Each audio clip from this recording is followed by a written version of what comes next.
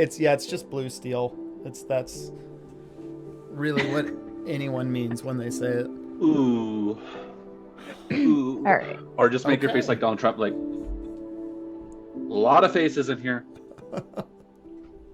Welcome back to Castle Run, everyone. I'm your DM, Elijah Goodall, pronouns they, them. And everyone, we're going to go around in alphabetical order and everyone give your name and just a little snippet about the character that you play. Hello, my name is Sean. Pronouns he, him. I play Atticus Phoenix, a surly man with a beautiful mustache and an even more beautiful heart, and a gigantic sword. He is a knight looking to do good in the world and has this merry band of misfits with him. Yeah. Okay.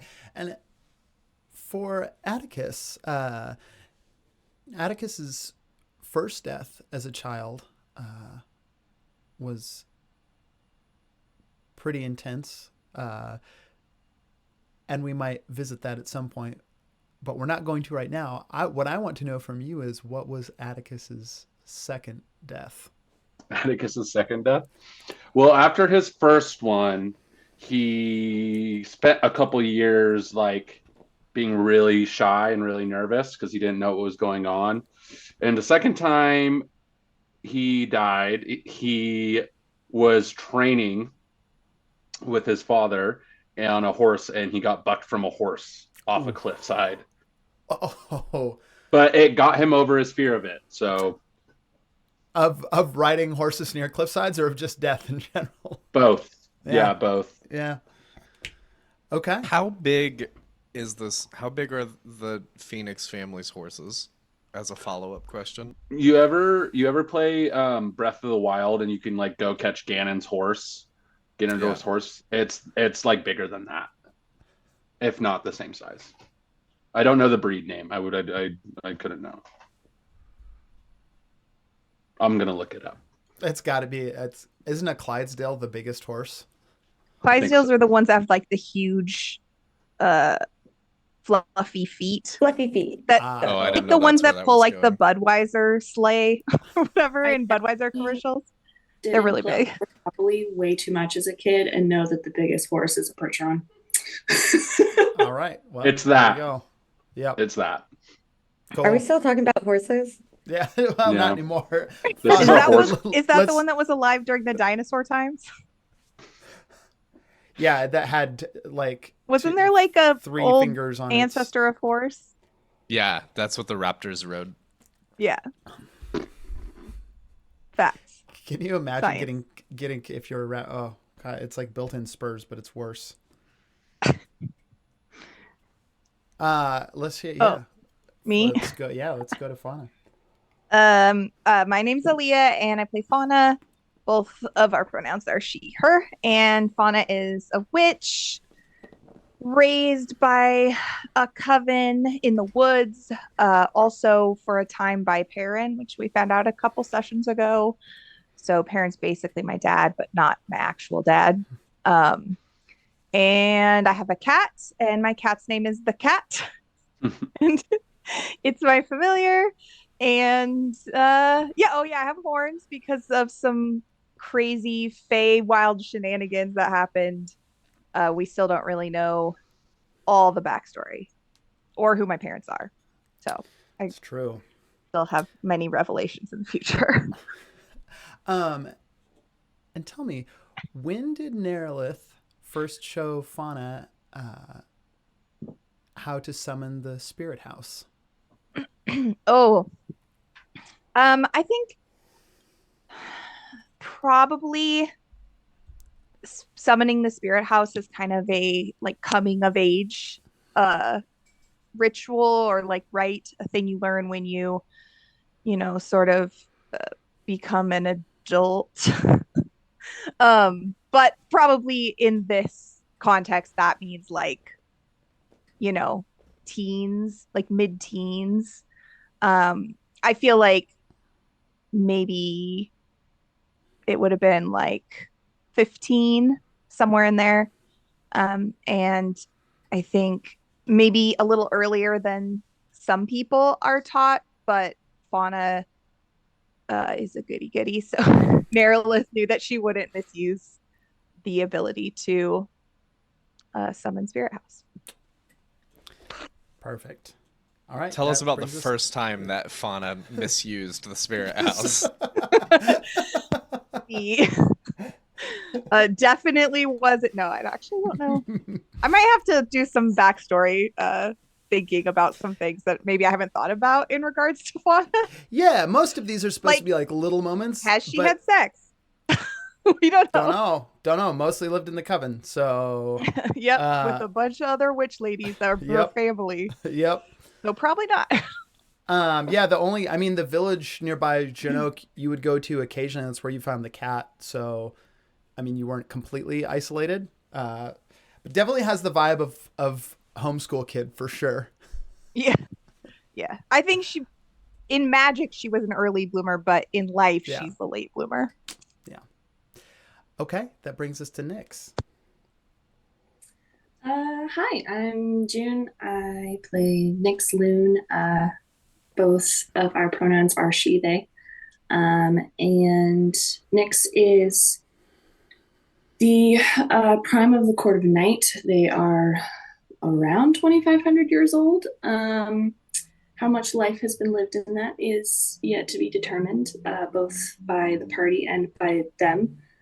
They were trapped in a locket for a large portion of that, and only freed to perform various duties for various people, chiefly of which Balak, Morgrasp, and the Night Guard, where they were responsible for a lot of assassinations and a lot of political unrest. And they were freed by that by the party, by Perrin, and still owe them, I think, like 6 lives left. 6 lives saved or killed before their life debt is paid, and they are free from that. But in the meantime, they've mostly just been trying to recover their memory and their sense of self and identity and figure out what's next, which I think we're getting closer to that, and they may have their eyes on their throne. Tell me, Nyx used to occasionally find, growing up in the Nightlands, messages in bottles that would wash up on the shore at the base of the tower. Did Nyx ever put any messages in bottles back and send them out with the tide? Literally, quite as you were saying that, I almost interrupted to say that probably a large majority of those were thrown out by Nyx, who, like baby Nyx, just didn't quite understand how the tides worked yet, and it just like washed right back up. But I think for sure, definitely threw out quite a few like correspondences back, which would probably be pretty childish, and like maybe like a couple drawings in there and like random drama from their day, complaining about their dads, and yeah. Perfect. I love it. Okay, that brings us to Perrin. Hi, my name is Tyler. I play Perrin. Both of our pronouns are he, him. Perrin is a ranger and a bard. He has recently rediscovered a lot of his memories, and he's kind of struggling through the juxtaposition of the trauma that he knows about and the trauma he didn't know about, and just kind of trying to deal with things in a positive way for the first time, perhaps ever. He's trying to be, he wants to make up for lost time. He wants to be a good dad, and he has recently pledged Knight of the Phoenix dash Squire is what I wrote in my notes. I don't know if Atticus wants to clarify what he's a Squire of the Phoenix. I don't know. You are a Squire of the Phoenix. Okay. You are not a Knight of the Phoenix yet. Do you are have a Squire. Damn. Do you have to pronounce it with that long pause every time? I am a Squire Yeah. of the Phoenix. To be fair, Perrin probably would. I Perrin would probably will hesitate. do it. Yeah. And if Perrin was a horse, he'd be an Appaloosa. Perfect. Tell me, Perrin spent the first 50 years of his life in the Feywild. What did an average day in the Feywild look like for Perrin growing up? Yeah. I think Perrin Perrin's always lived two different lives. It's probably why it was easy for Balak to kind of create this division in his mind because Perrin has lived a whole life of just kind of living in wonder of living things and just kind of the living world around him and trying to live in peace with it, mixed with being armed as a child and told that he must be a. I'm not going to spoil details, but that he was being armed as a child in order to do something. Um, and so I think he's always had to live this mixture of warrior life and obsession with nature. So I think whenever he wasn't being told to do something or made to do something, he wandered the Feywild and would just, I mean, he's an elf, especially in the Feywild. He could just wander and watch wildlife for days at a time without any interruption. So I think that's probably what he did is he just kind of, that's how he learned to be what is a ranger in the common realms is he was wandering and looking at plants and paying attention to the way the world tied together and probably rescuing injured animals and things like that. Yeah. And also look at our cat just taking this bath right now. Right on. Aggressive bathing. Yeah, we're talking about you, you asshole. And talking about your asshole. Okay. That we're going to finish with, we're finishing with Vox. Sorry, I'm very distracted by the cat now. Hi, I'm Q. I play Vox Windler, a fairly young half-elf rogue who is apparently very bad at keeping track of her family members lately. Keeps finding one, losing another left and right. Definitely needs to work on that. She used to be a little bit moody and distrusting, and I think now she is definitely more open and considers the group she's with annoying, but her family. Cool. Tell me, what was the most useful move that Vox's uncle, Theon, ever taught her? Ooh, I would say the most useful move was probably a side sweep of the legs and being able to come around someone and just get as close to their neck with something sharp as possible. Perfect. I don't like that you're typing. I type after all of them. Theon is a big fan of the Karate Kid school of martial arts. Sweep the leg.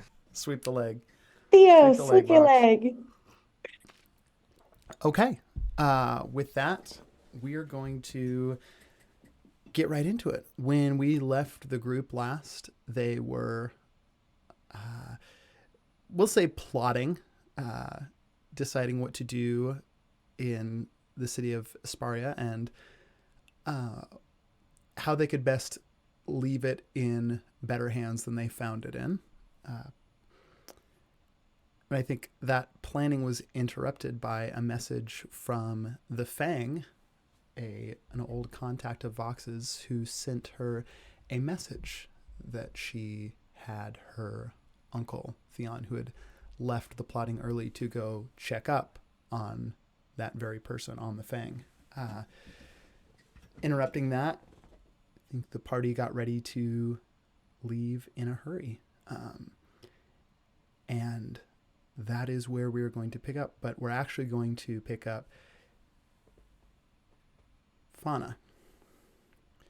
I was just asleep the whole time. Yeah, you slept a little bit longer than everyone else. I think as the plots were finishing and then it was discovered that Theon was in danger and Vox got up to leave, the party following with her. Fauna, when you went to sleep in your quarters, simple quarters,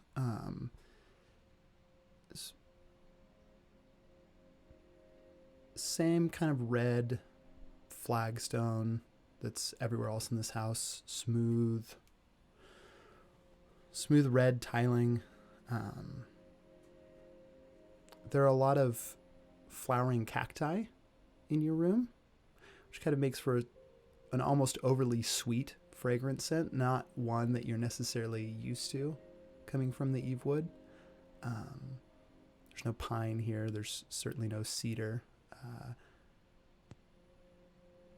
And I think as you fall asleep, you're not surrounded by things that necessarily make you feel comfortable.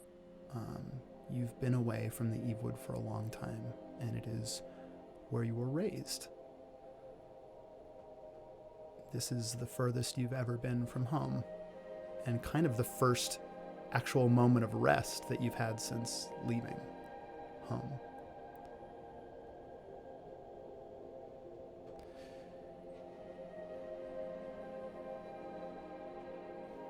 You don't remember waking up, so you're not sure if it's a dream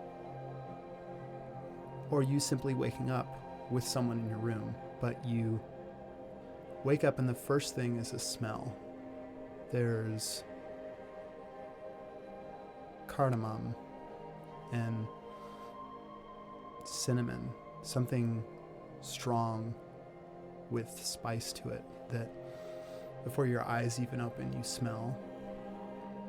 And you open them to see sitting across from your bed, just kind of leaned back on a red footstool, a woman. Long, flowing red dress, dark, curling hair that falls down well past her shoulders, and is kind of in these high tresses above her head. And she looks at you, eyes narrowed, but not with judgment, just kind of appraisal. There's been a long time since a witch of the Evewood has come to the desert. Tell me, Fauna, what are you doing here? Who are you and how do you know my name? I am Inara Halflight, Coven Mother for the Sisters of the High Sun. It was not hard to find you, dear. Light a single match in a place of despair, and it blooms with light. You released a powerful curse from an even more powerful man. You have lit a flame in this place that even my sisters and I could not.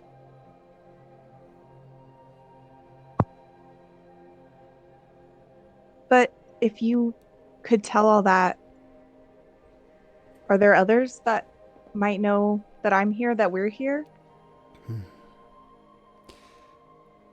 There is no one else in this place that would know your name or your station, Fauna. You said you're from the Sisters of the High Sun. I am.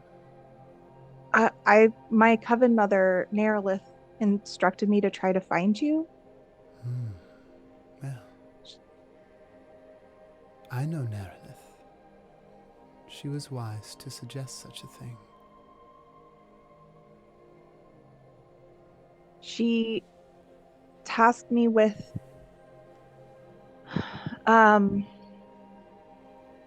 finding it was something something called the Dusk Chalice. She said that you might be able to help. A very powerful artifact for a very young witch. Is interesting.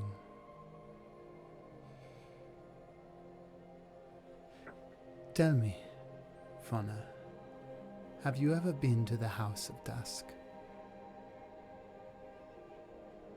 I don't think so. Roll a history check for me real quick. And do so with advantage because this is specifically witch-related lore.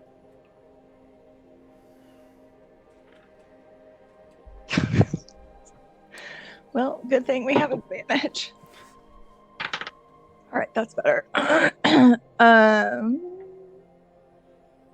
18. On an 18, the term House of Dusk sparks a memory. Nerlith never took you there, but she taught you the ritual to summon it. It is a complicated ritual. It requires a particular time of day and some ingredients that would be extraordinarily difficult to find outside of a desert. I can send you the details on the ritual later, but you are familiar with the ritual.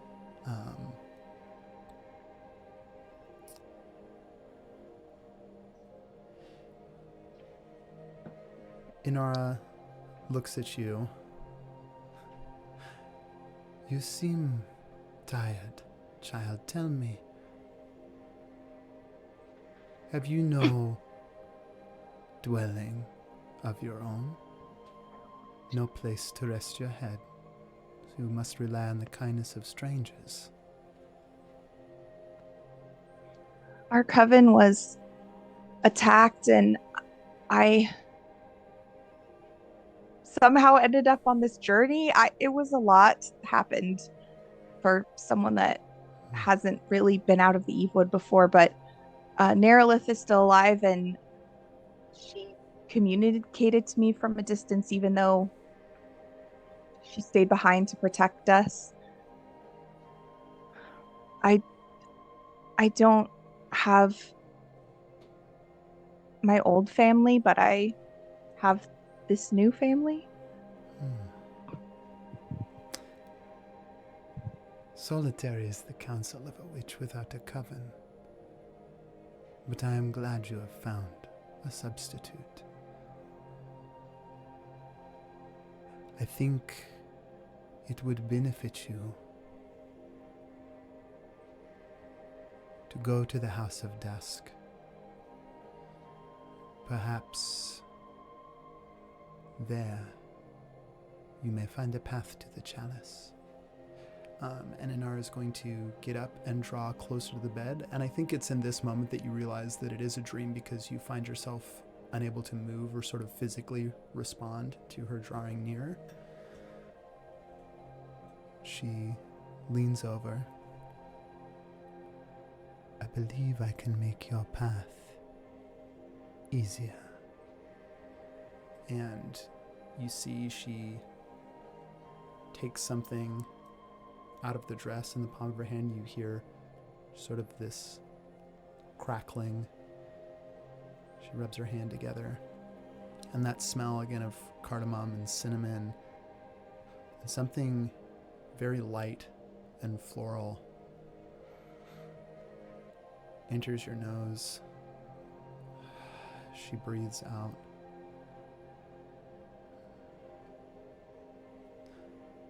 Good travels, child. And perhaps our paths will cross again soon. And you are awake. You're lying in the bed. Inara's nowhere to be seen. And in this moment, it's not something that you have to make a roll for. You immediately feel a link, a connection inside of you that you haven't felt since leaving the forests of the Evewood, or the bounds of the forests of the Evewood. You have the connection to your spirit house again. And you know that if you needed it here in the desert, you could summon it. Shit, that's awesome. And I you're mean, awake. that's probably not what Fauna would say. I think the cat just sort of looks at you and is like, shit, that's awesome.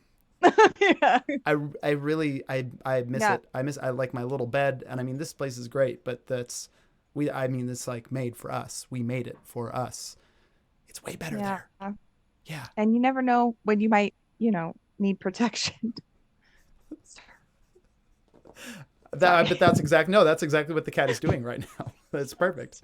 And I think having slept a little late due to the dream, you are late to join your friends. So as you sort of leave the room, you find everyone on their way out of the mansion. What is the Hey, group wait, up were you to? guys gonna leave without me? Oh shit. We just thought you were like sleepy, so well, you're here now. We're gonna go talk to that vampire woman again, because she is not happy. Box, is she nice? I mean, if you have what she wants, she can be nice, but we didn't really get what she wants, so she might just Is be it a little blood? cranky. Is blood what she wants? Blood, that orb. She likes things to be really on time, which you would think after all this time she'd know I'm very bad at that. But yeah, just maybe cranky, hopefully. Just cranky, not bloodthirsty, just cranky. She don't want none of my blood. I'll tell you that much right now. All right, well, let's maybe kill a vampire, maybe have a nice cordial conversation. I don't really know what we're walking into. Wait, can vampires read minds? Nobody think about killing a vampire. Now it's all We I can need think some about. steaks or like holy water. I'm not very hungry. Has Yeah. anyone seen Fabius or Maury? Yeah, let me ask, does anyone go to check on Maury in his quarters? Was Maury's room anywhere close to mine? Because if it was on the way, I probably would have stopped or checked in or Yeah, you know what? noticed I'm gonna if roll he was a still little, in there. I'm gonna roll a little luck check real quick. You want a high I number? mean, Nyx is always stalking around, so. So 19, that is a high number. I think as they asked that question about Maury, Fauna, as you went to the group, you walked by Maury's quarters. They were open. No Maury to be found. Just the book. Locked up. Lying on the bed. I stopped by his room on the way here, but he wasn't there, just the book, which I assume I brought with me. Can I bring it with me, or is there?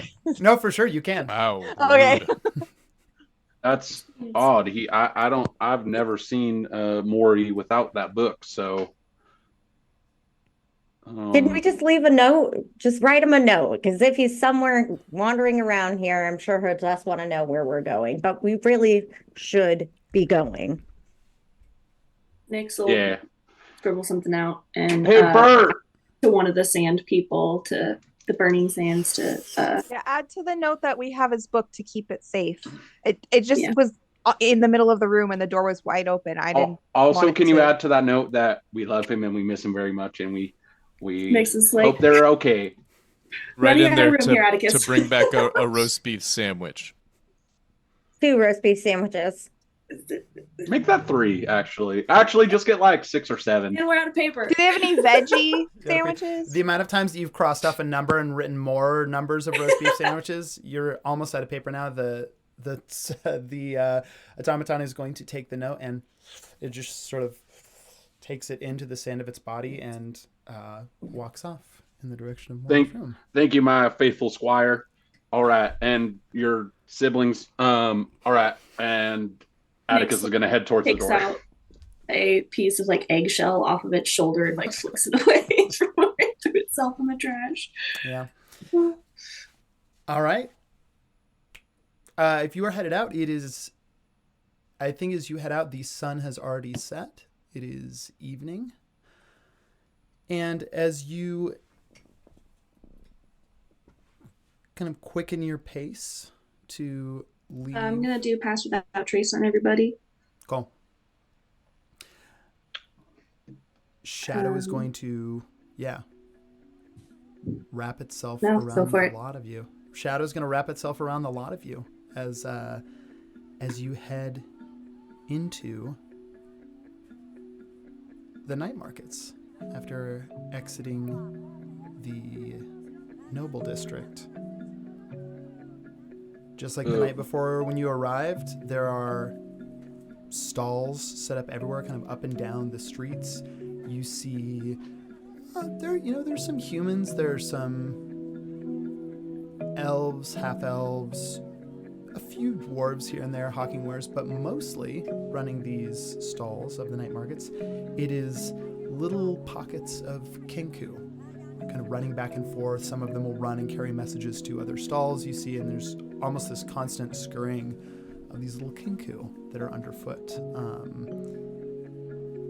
And unlike your acquaintance Cricket, you notice that these kinku don't talk, or at least they don't speak in normal terms. There's a series, there's clacks, little raven caws, little flutters that they give to each other, and then also mimicked speech as they just sort of parrot back at each other different things.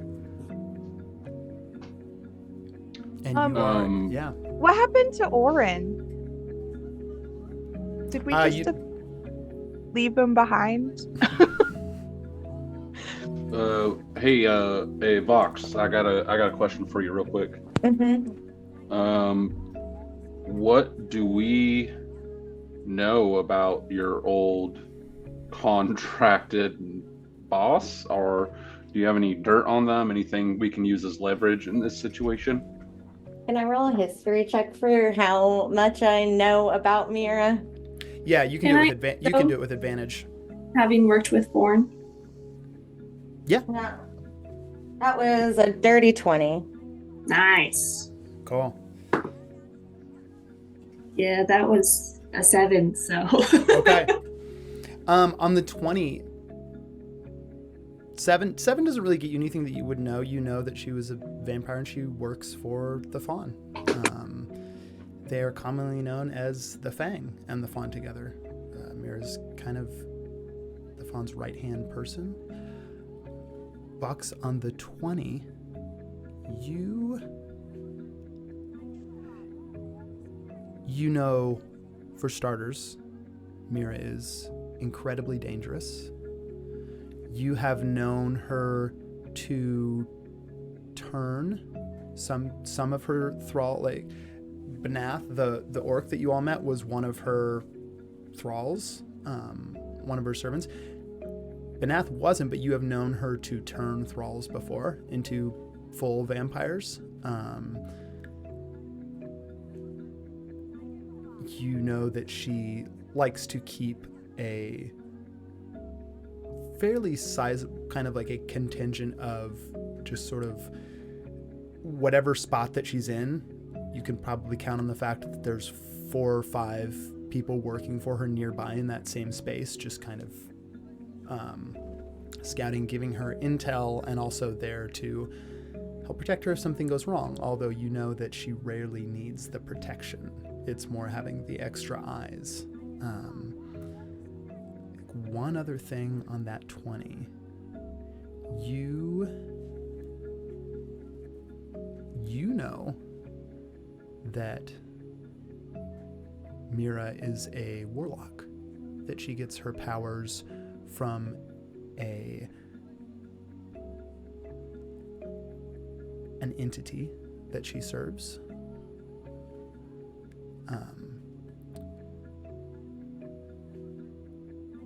You also believe that she has a somewhat tenuous relationship with that entity. And think you've had enough time to think about it now and put the pieces together. When she asked you to go get the orb of Lenora, it confirmed a suspicion that you had. Lenora is, I think at least a couple of you rolled high enough history checks when you're in the Black Mountain, because I know went over this before, but Lenora is one of the first recorded vampires, if not the first, in the history of Mira. And there were more than one artifacts. There was more than one artifact belonging to her in the Black Mountain, but this orb was one of them. You don't think that Mira wants the artifacts to help her patron, who you believe is most likely Lenore. You think that she wants them to gain leverage over her patron. So you think that maybe the relationship has soured even more since the last time that you saw Mira.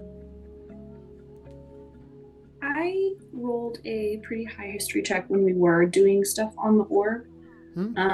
And is it correct to say that it's one of the artifacts that can, like, I think there's 7 of them, if all of them are collected, like, it'll bring Lenora back? Yes. Yep.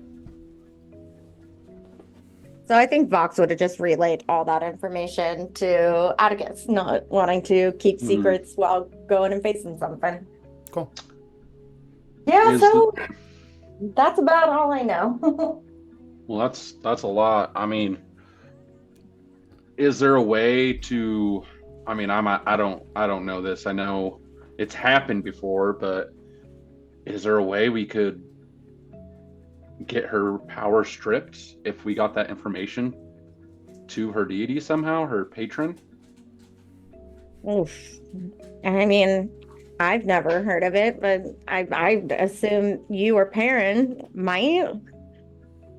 Anyone know anything about this? I mean, I think it's a play if we can make it. Would I know anything about this, Eli? I would call this. I don't think it's. You know what? I would let anyone that wants to can make an Arcana check or a religion check. 17 religion. Okay.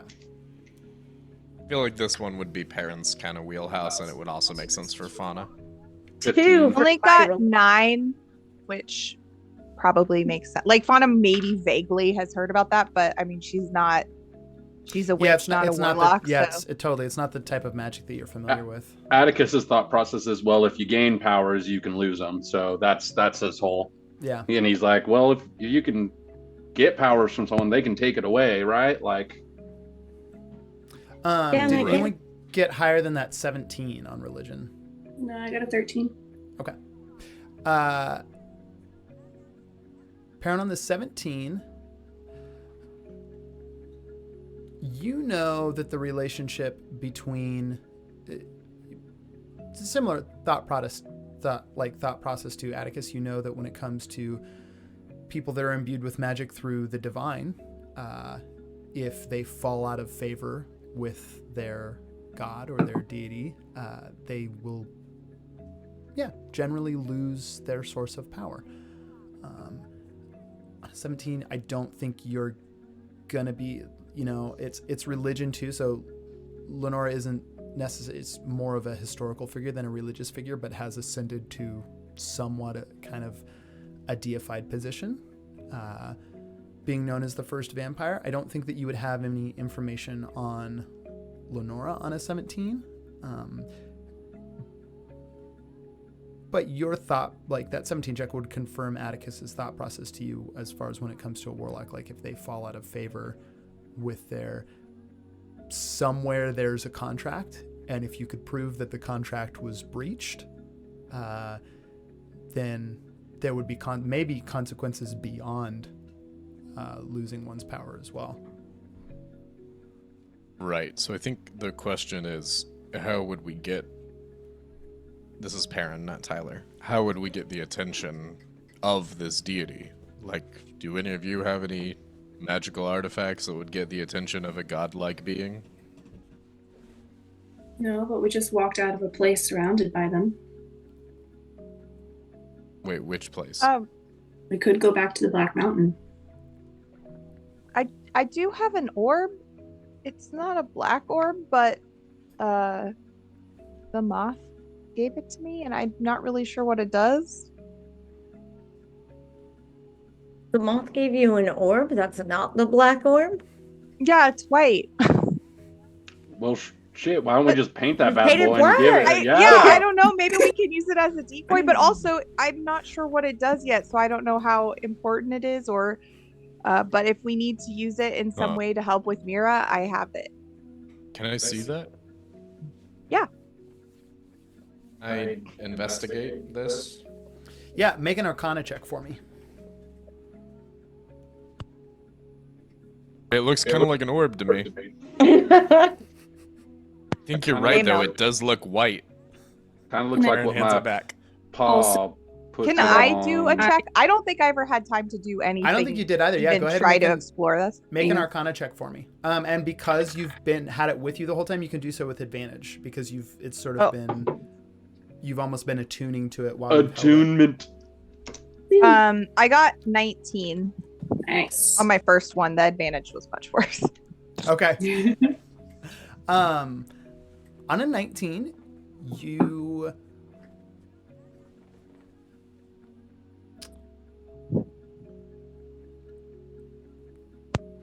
believe that the orb is a container of sorts, or is stored for different types of light. So it can take it in, essentially like a sponge, and then with a command, release that light. Again, of the same way, if you contain a lot of energy over time and then release it all at once, it's going to be a little bit more explosive than if you released it slowly over time. And so because, no one in the group has identified to cast on this item to figure out its specific technical abilities, but that general sense that you get from it is that this stores light and then can release it either over time or all of a sudden. But I think also on the 19, you realize that if you were to release all the light from it, it would be a completely black sphere. Okay. What's the, like, does it feel like, in terms of like the level of magical object, like, is this a more like sort of commonplace, it's more just like a thing to use to store light, or is it a higher pretty level? Rare. I think both things. I'll give you on a 19 that this thing is capable of being used in place of a torch, maybe. But also, if you were to release all the energy at once, and there was a significant amount of energy in it, would kind of work like a bomb. Okay. And that, the damage type being whatever light was stored in it, whether it was sunlight, moonlight, most of it's going to be radiant damage, but if there were particular qualities that were captured in the light too, it might harness those also. And I'll also give you on the 19, it seems full right now. So it is very white and bright. You don't have it, you haven't triggered it to, illuminate any more than just immediately the orb. So it's not really draining very much energy right now to have this light that's making it look white. You think that you could slowly drain it over time, over the next few hours, by just having it expend light, in like a 20-foot radius or something, or you could have it go up like that, but you think that there's probably a sizable amount of energy in this right now. Okay. I think Fauna would relay all that to the group. This sounds either, hear me out, Fauna, it's your item, but I mean, it's not real. She just handed it to me. I don't. Well, it's yours now, you know. To me, it sounds like that could either be trick, or if that thing carries light and these are vampires, it's going to do a whole lot of damage. I If say need we be. get everyone out of there, paint that orb black, give it to Mira, and then boom. That seems like a problem solved to me. Yes, but we couldn't get within a couple feet of that orb without sustaining some heavy damage. Mira's gonna know if we just pass off this tiny little fake to her. How do That's you what- know she's gonna Yeah. know? Yeah, is she gonna know? I mean, has she She's seen never even been around the the other orb. orb? Okay, hear me out. Hear me out. Hear me out. Let's go to the bakery. Let's get a pastry. Let's put a berry on top of it. You see where I'm going? She falls asleep. No. Oh. Aren't vampires immune to like magical sleep? They don't go to sleep. Yeah. I like your thinking, though. Or Your Solve head- all our problems with the berries. Or breathe. Pretty soon you're not gonna have any berries left, Perrin. You should probably. I have solved a significant Save amount of some. problems with berries, and I know where they grow. Okay, that's You're like- you're thinking like a knight. You're thinking on top of your feet. I like that, Perrin. I like that. Your track record is quite impressive when it comes to berries.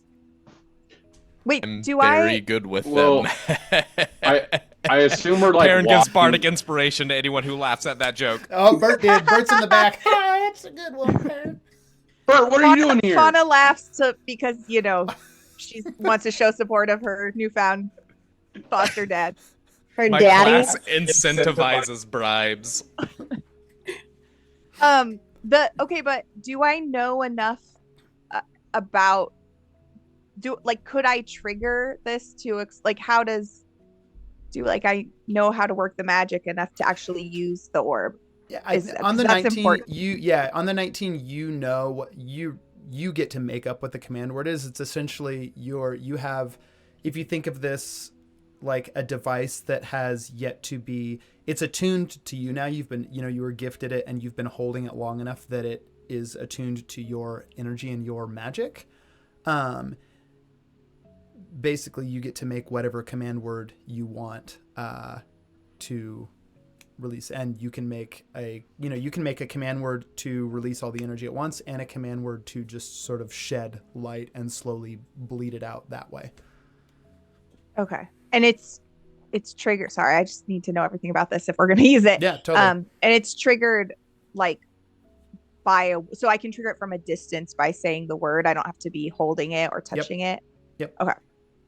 You think if it were a great distance, like we're talking like a quarter mile or further, it would be some kind of a check to stay connected to it and be able to trigger it. But even if you're not within sight of it, a few hundred feet away, you're attuned to this thing now. Okay. Just for the sake of clarification, I wasn't here the session we played with Mira. How rare of a thing is a vampire? Is this like a rumor? Does everyone know and understand that vampires exist? It's exceptionally rare. So, Vox and Nyx, they know firsthand that Mira is a vampire. Think that there is probably a lot of rumors in the city of Asparia that, her nickname is the Fang. Right. She is often seen with thralls who seem to serve her bidding with no concern to their own well-being. So there are a lot of rumors and stories. Vampires are also incredibly rare, which is what makes these rumors and stories instead of just common fact, like, oh yeah, Mira's a vampire. Haven't you heard, I would say, with the exception of this being a magical world, the idea of a vampire is similar in Mira as it is to like in our world. Like if you heard someone's a vampire, you know what that means and you know what it is. You've probably never seen one. Can I make a suggestion that real quick? We all roll a d20 and Nyx and Vox get advantage, and we just apply that d20 to whatever real world fictional vampire knowledge we have and apply accordingly. Does that make sense to everyone? Because otherwise we're just going to reverse engineer this and be like, garlic, let's get wooden stakes. Let's apply, if we roll nat ones, let's be like, we got to get some fucking tomatoes right now. Does that kind But of if we roll high, then the things that hurt them are the apply things that real like logic? we Yeah. know real vampires are susceptible to. Yeah, like that. because once we get into combat, like we don't want a superpower game using our fictional player knowledge of vampires if in this world they're a real thing, but we're not sure what's real. Yeah, that makes sense. Yeah. I'm going to tell you that there's a couple of the ones that to vampires in this world, with like things like garlic aren't going to apply. Like, So that gives that also helps because it gives you a little bit of like what will actually apply. So everyone go ahead and roll. 19. 19's pretty good. What's the I've check for this? Worked with her. I rolled Just a 19. flat 20. Oh, flat 20. I rolled a 17. 19 as well. I'm willing to let you make it all a history check. So if you want to add to whatever your roll was, add your history 20. thing to this. 22. Okay. 17. Okay. 18. All right, so in other words, apply your logic as is Yeah. reasonable. Yes. Um, Cool. I think what Rolled I will a give 7. you on the, I'm going to give, because of the 20 and the 22, I'm going to give you a little bit of specifics too. I think I'll give you a few of the mechanical specifics just because that is, I think the real world knowledge you have would translate to the like this mechanics in D&D just so you know what you're going up against. Garlic is not a thing. The biggest things are sunlight and then running water and holy water are both. So in addition to sunlight, it's also radiant damage has an effect not quite as powerful as sunlight, but similar to sunlight. Those are the damage types you want to use. Any other type of damage, vampires heal from exceptionally quickly. So there's a regeneration mechanic in play if you're not using either some type of sunlight, some type of radiant damage, or actively immersing the vampire in running water while you're dealing the damage. I think on that 22, I will also give you also know that if Atticus, and this would make sense for Atticus to know the most, having been around the longest, because I think maybe you've fought a vampire in your day. Probably not a powerful one, especially if you were able to vanquish it on your own. But when vampires are, we'll say, destroyed, unless it is outright destroyed by sunlight or running water, the vampire will simply use polymorph to turn into a cloud of mist, and in that intangible mist return to its safe place, its dwelling place, to rest until it can revive itself. Atticus reiterates that, and he tells the story of, yeah, like when I was like 400 years old, I fought this vampire. I think his name was like Vladimir the cool guy or whatever. He wasn't that cool. He actually was pretty lame, but I remember that. Kick him yeah. while he's down. Well, he's dead, so it doesn't matter. They're not going to come back. But they can come back, and Atticus at that point is going to reiterate it has to be by direct sunlight or through running water when the final blow is struck to properly slay a vampire. I dearly hope that Vladimir, the cool guy, comes back in a later session with a bone to pick. You better believe That's just a one shot. It's just all Vladimir the cool guy centric. That's what Atticus remembers, by the way. He had a proper title, but Atticus just was like, "What? Okay, what are you, a cool guy or something?" All right, this was also 600 years ago, so yeah, and Atticus I can't. What do we need? We need like bags of rice. We need like some iron nails. We need a rose bush. No, Where none of do you those None of- things. none of- get your none of knowledge those- from? Wait, what do you mean? Is that not?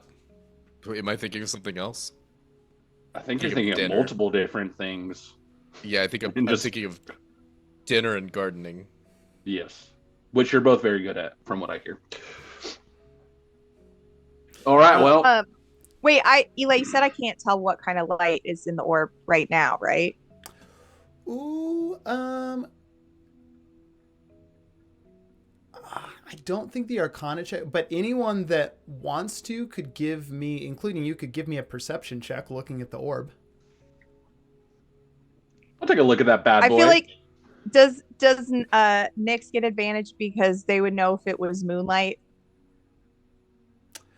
Ooh, well, moonlight's only one type of light. There are a lot. I mean, this light is specific enough I mean, it could be torchlight, it could firelight. Like it is very specific about. Oh, the type of that light. is 23.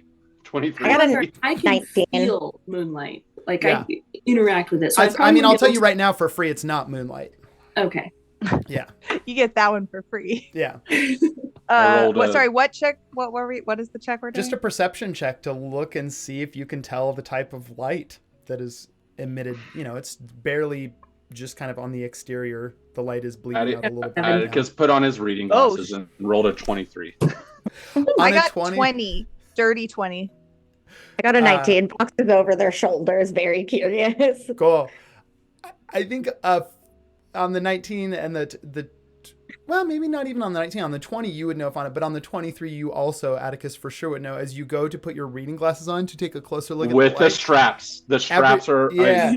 Everyone else sees you go to put the reading glasses on, and that familiar spotlight that a magnifying glass does with the sun, where it comes in and refracts the light, just follows up your face and hits you right in the cornea for just a second. It's not going to deal any damage, but it really zings you. This is sunlight. Yeah, that reminded me of when I was a kid and would stare at the sun Why would you the stare? house. Why would you do that? I mean, isn't like you're born of like a bird and fire? Does it really bother? You know, I am human. My eyes. You're human? My eyes. Remains to be seen, I guess, at this Was a point. bird. They make humans your size? Yeah, I mean, yeah. where I'm birds do. from, there's giants that live around there they're the indigenous This is species of information that. to me. So, This whole time, learned something new. I guess did not know that. Ma and Pa were huge too. I mean, I'm a little bit taller than them, but that's sunlight, baby. That is pure sunlight in that orb. So that's Right. our fail-safe right there. Vampire killing bomb that could also. I don't think we should drain this. I feel like that's too much of a risk personally. I say we just give it to her, get everyone out, and then boom. I feel like that's and look, it solves part of our problem. It like cuts off the head of the snake, the Fang and Fawn situation. I'm sure that'll get the Fawn's attention if we bring her down. I mean, it would be good if we could disguise it as a dark orb without draining it. I don't know, Nyx, if you can do some shadow magic or something, but that would be more likely to get her to take it from us. Getting rid of the light inside. Why don't we just put it in a bag? I mean, I think she's gonna look at it. Right, but at that point, she's gonna feel the sunlight, which hurts her. I don't know if paint's gonna make a difference there. But if it explodes, we don't want to be there. So, were you going to hand her the bag and then just book it out? Right. Well, let's walk in holding an orb-like shape in a bag. We'll have whatever conversation. We'll try to end this without blowing her up. But if we need to blow her up, we'll hand it to her and then we book it. But, like, what do you want to do? Throw it through a window? She's not going to let us leave until she knows it's the right thing. If Mira is left alive, whatever we do with Warren isn't going to matter. We create a power vacuum, she's just going to fill it instantly. Also, or the Nath won't be safe. He already isn't. Or right, but all I'm saying is, why don't we put it in a bag, and then we don't have to worry about painting it. We just hold it. Let me ask a question real quick. Whose passive perception is higher than 14? Does anyone have a passive perception of 15 or higher? Yeah. Perrin does. My perception bonus is 8. Does that seem right? Yeah, it is. It's Okay. high. What'd you say, Nyx? Everyone is still under pass without trace. Yes. Okay. What does that do again? That gives you like It a just stealth ups bonus, it. right? It gives you a stealth if you were rolling stuff. Right now you're walking through the night markets. Right. With the high enough passive perception of 15 on your part, Perrin, and then 18 on your part, Fauna.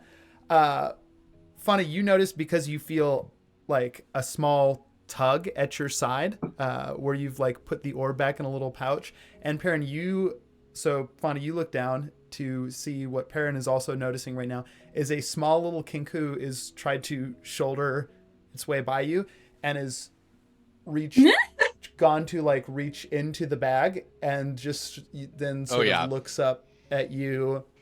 Fauna. Perrin's gonna. This is what, 2 feet tall, 3 feet tall? Yeah, Perrin's gonna pin that thing up against the wall by its throat. Go ahead and make me an athletics check real quick. Again with these sneakies. 19. Okay. I'm going to roll an acrobatics check over here. This thing gets +4 to that. On a natural 20. Son of a bitch. You go to pin it against the wall. You pin it. Another window opens on the building directly above it. A fellow kinku reaches out, grabs the other kinku, and just like flips back into the window, and the window shuts, and they both disappear. Everybody check your pockets. Wait, And does the phone keys wallet pat. Did it actually get the orb? It did not. Okay. It got caught. Yeah. Cat, bird, keep an eye out.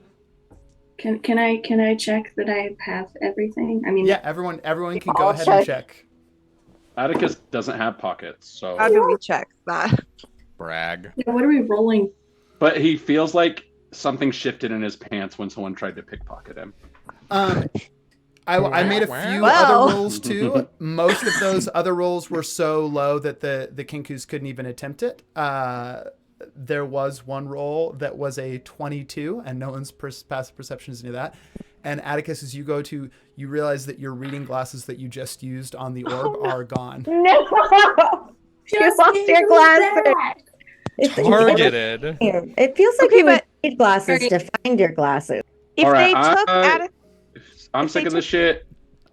Let's get to where we're going. Nix Because is still Atticus is visibly upset. if they took your glasses, though, that means they probably weren't targeting the orb specifically. They were just looking for any opportunity to they go for pickpocket. it. I'm just we're- saying, like, if they were targeting the orb, that would be an issue. So that's good to know that they're not. Yeah, everyone go ahead and make me a perception check real quick as you're walking through this market. Also, Nyx is just like, fuck this, and just dips off in the shadow. I am going to, nat 20 on that perception check. I am going to like fade back so I can keep an eye like on the party and and like specifically watch that we don't get pocketed anymore. I rolled a dirty 20. Okay. I got 15. Okay. 14.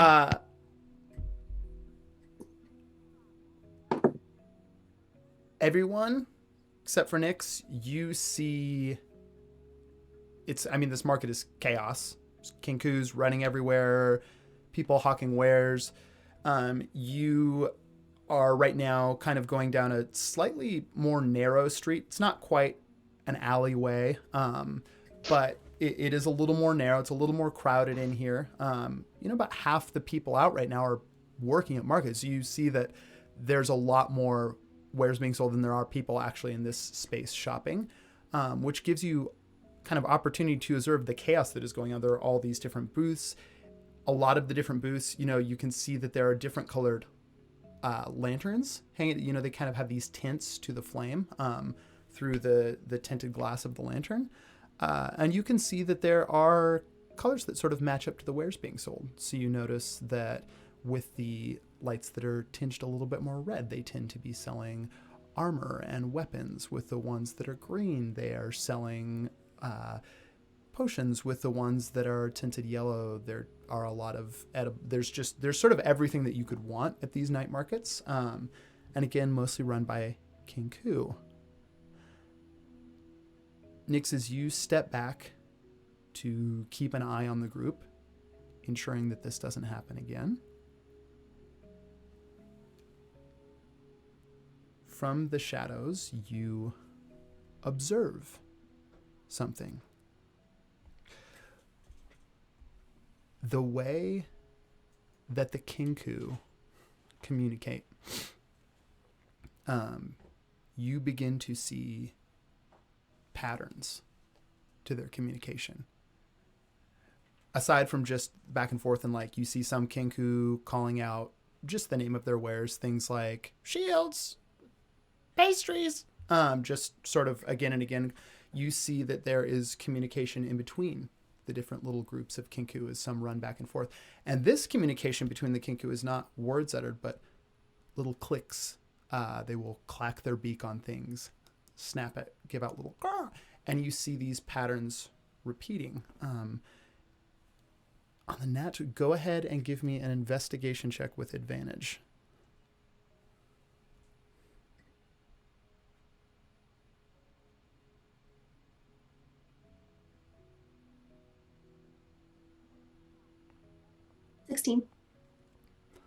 On a 16. Okay, on a 16, you're not familiar with Kinku language. In fact, you don't know of anyone outside of Kinku that are familiar with their private little language that they have. On the 16, you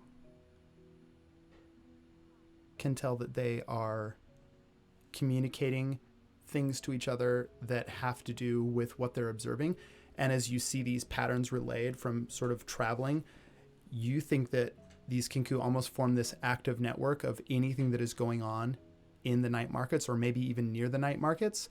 It is almost like a web of information that is not shared instantaneously because it takes time to communicate from like to run and do these, but there are almost always Kinku active going back and forth. It's why you didn't notice that a couple of them tried to rifle through your pockets as they were just crossing back and forth through the market.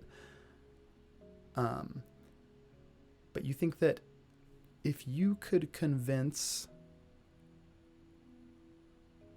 some of these Kinku to do it, they could pass messages for you much faster than you could pass messages yourself.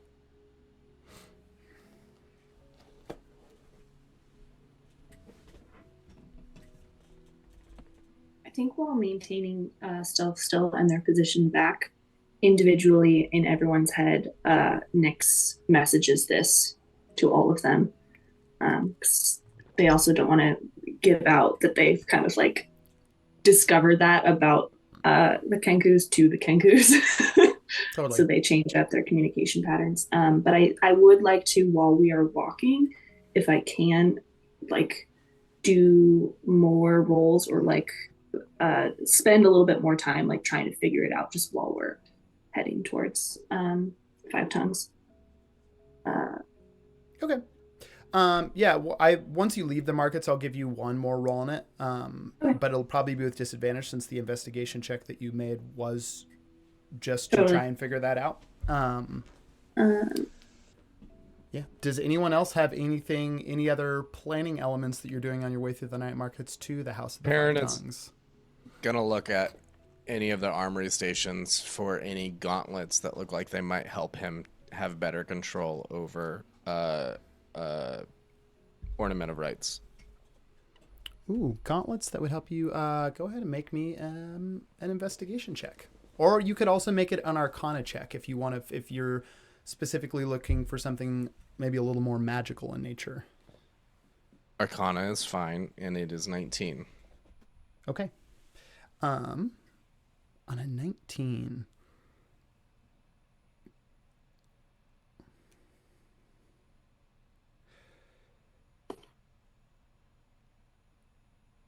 On a 19,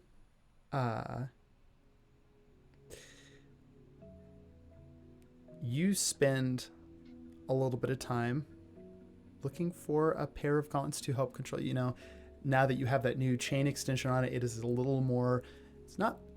It can be incredibly accurate, but you have not used it this way in some time. And also, running your hand along that chain, not super fun. It's a little painful to wield correctly. As you comb through the night markets, you see one little kinku sitting by itself on a stool with just a single pair of gloves on a little table in front of it. Glove! Glove! Are these gloves? Glove! Yeah, I see, they've got very specific distinguishing what do these do? Glove! I see. Can I try them on? Mm. Perrin tries on the gloves. Do they fit? Roll for fit? You got a good enough Arcana check. I think they fit. What about roll for how cool they look? Are they fingerless or are they? They actually are fingerless. It's specifically built to. We're not going to say it's specifically built to wield your weapon, but there are weapons similar to yours, flails that have long chains, and they are. Assuming they're like rock climbing, like rock climbing gloves or something. They are fingerless. They kind of come up to that first knuckle and then leave, so they leave your fingers quite a bit of mobility, but they still protect the base of your finger too. It's just brown leather, brass fasteners on them, extraordinarily well made. And as you The Belmont book is coming together. yeah, as you put them on, you do feel they fit your hand perfectly.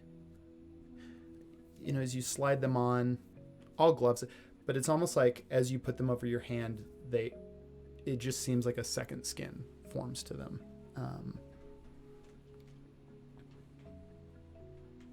Interesting. I'm in glove with these. Glove. Tell you what, you seem like you're interested in unique items of unique characteristics. Is that true? Stuff. Perrin.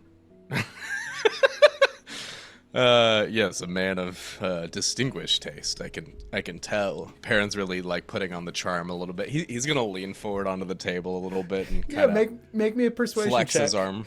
Make me a persuasion check. 23. Does that do anything? Was 23 good? The kinku's going to lean a little closer, and it just makes a sound like a cat purring. So, I'm thinking you might be interested in this. And Perrin is going to put one of the bones he took from the moth skeleton that walked between worlds. He's going to put one of those bones on the table. Stuff. The kinku picks it up. He's going to look at it. That's a bone from a thing that But hold on, killed. I want to go back a second. Did we, in canon, say that a bone came from a moth, or was it part of the exoskeleton? Perrin This moth picked had up. No, bones. it was from the under when we went down into. I have yes. some of those bones in my Yeah. inventory too. Okay. I picked cool. up From the skeleton butterfly bones, land. Oh, and I why picked did up some butterfly thing. Why did I think this was the moth from the tower for a second? Yeah, No, yeah. that moth Yeah, gave I Perrin totally a did. different bone. It was death. It was, yeah. The bone was death. It's a pretty high investigation check by the kinku. It's gonna look at the. You see, it gets kind of sad as it looks at the bone. What's wrong there, buddy? Looks back up at you. Mine. Bane? Holds it up. Mine. Your Mine. bone? Wait, what do you mean?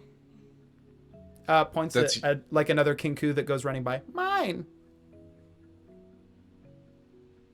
I think you took the trade, Perrin. It's His? your I bone. point at Perrin's Kinku gloves. bone. His? Yours? His? Mine now, and those are yours? More. Or? More. Jesus. Fauna has some of those bones too, so Perrin we'll hand has- them More to Perrin. stuff. More Perrin, stuff. More Perrin feels stuff, like he's mine. laid on the charm decently well, so he's gonna put one of the night guard bones that he's also harvested from those guys whose skulls he imploded. Not He's gonna mine. put some of their bones Not on. mine. Are He's Mine. looking yours? for the skeleton of his fallen Kenku. No, I think he just Because likes these. No, I Here think you he go. thinks it's a kinku bone. it is. Perrin Mine. puts one Is of the it? moths Mine. and He two of wants the the other skeleton. skeleton bones. Look, I think we can all draw our own conclusions about this, but here you go, 3 bones and a dried moth.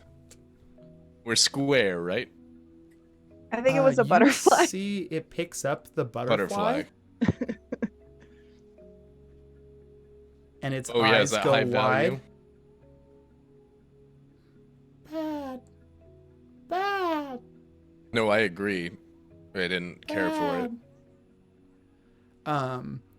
The Kinku is going to lay it back down. It's going to look at you. Hold on, I'm going to make an insight check real quick.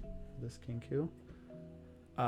That's very low. The Kinku is going to the one bone that has still in its hand, but it's just going to get up and slowly move back, and then you see it just there's like a small, not even a doorway, but a small like little opening, kind of to the side that it's an alleyway that's way too narrow for anyone else to fit it, but you see it just takes off down the alleyway. Well, all right. Perrin takes everything else back and puts it in his pockets. We should probably get going because I might have just upset. I don't know, but we should leave. Should we be worried about his reaction to that butterfly? Because Constantly. I have That one of was those up. too that I picked Yeah. up. Well, Here it is, transaction. while that transaction was happening, can I say that Vox bought some health potions because she For sure. desperately. I cannot remember if when we talked about if everyone did go and roll for gold, correct? Yeah. Did it? Okay, cool. This to get health potions. Go ahead. I'm just gonna have you give me a general persuasion check while you're in the market to kind of find the best deal, in an amiable way. That's a 20. Whew, okay. Dirty Wait, 20. a nat 20. Okay. No, dirty 20. On a dirty 20, I'm gonna say these health potions are not easy to come by. These are gonna cost you. Ooh, I think these are gonna cost you 12 gold pieces per health potion, and they are going to give you back 1d8 plus 1, basically. And I don't know how many you want to buy. I'm going to say that you can't find a total of more than 6 from this particular vendor. I'm going to buy 6. I'm going to clear Okay. house. Cool. Is there anything I need to know about those gloves right now, or do they just feel more comfortable for the moment? On the Arcana check that you got, you just know it's going to be easier to run the chain through your hand now, and they fit. They're not giving you a bonus to your armor class or anything. You are suspicious that there is some kind of magical quality to them, but until you use something to where it activates, you won't know.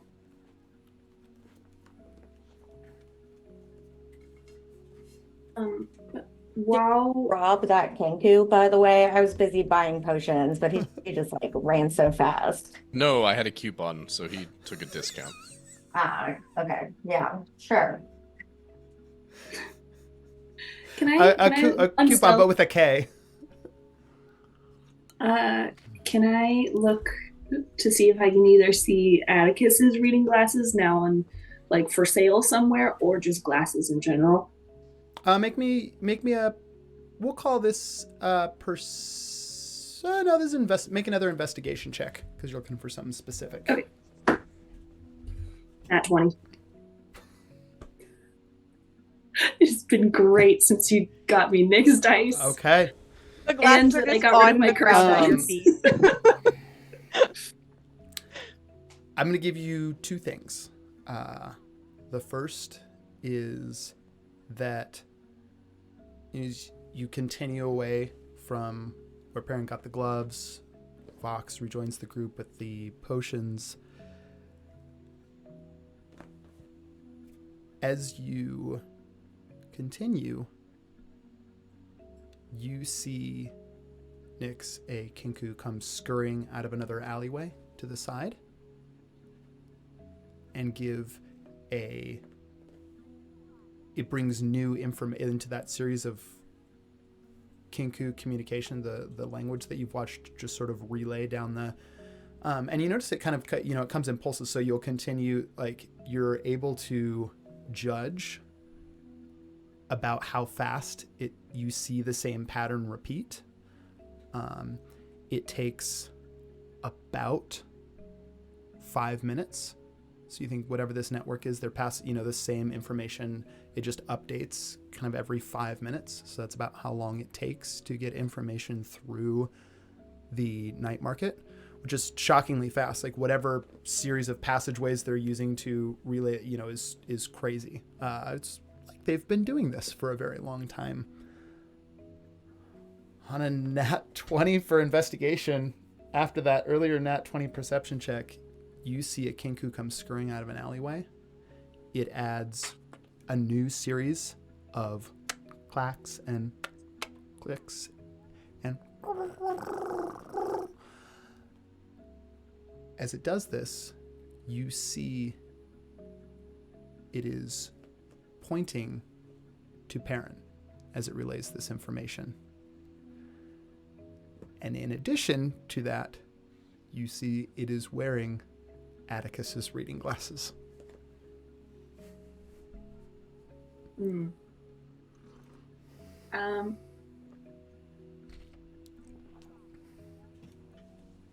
message again in Perrin's head, Nyx, hey Perrin, what'd you do with that Kenku? Perrin thinks thoughts. Perrin thinks thoughts. Did you pass them one of the butterflies? Is that what I saw?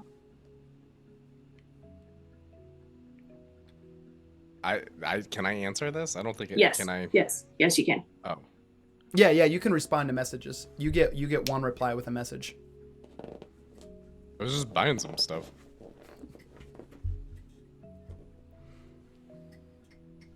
Well, I have a feeling they now think that you're the one who created those moths. I mean, okay. They probably aren't going to steal anything else then. This might affect, anybody else's dealings, but specifically us going to Mira. I don't want to cause a scene before we get there.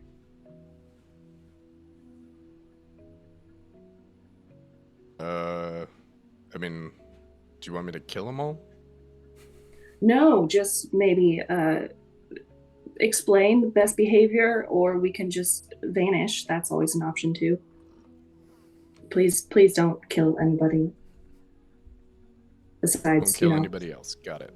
The ones that we have agreed to kill. And Perrin, are you done? Can we go? Hey, Fauna, Yeah, no, I've Vox. purchased. I don't know where Nyx went. Can we go? Nyx. I got the. like to try and I still have Pass Without Trace up. I would like to try and steal the glasses back. Yeah, go ahead. It's You just said not to make a scene. It's time for us to It's fair skip trade. town, They and were he's stealing gonna them back. wink because he got that message earlier. He's like, "We gotta leave town now, y'all. It's been fun, but we gotta leave. We gotta move on to the next town." Okay. Go ahead and make me a sleight of hand check. Okay.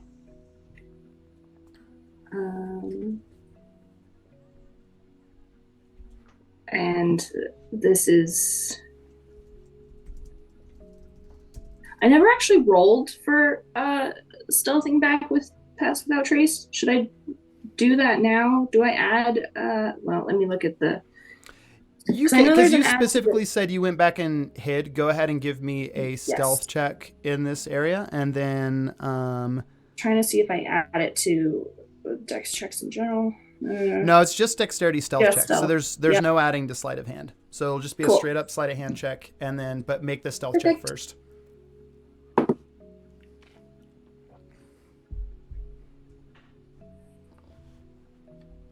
Mm-hmm.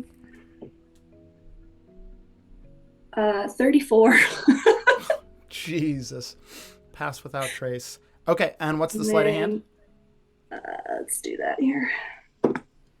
Oi, that's less. That's yeah, I'm gonna use a point for that.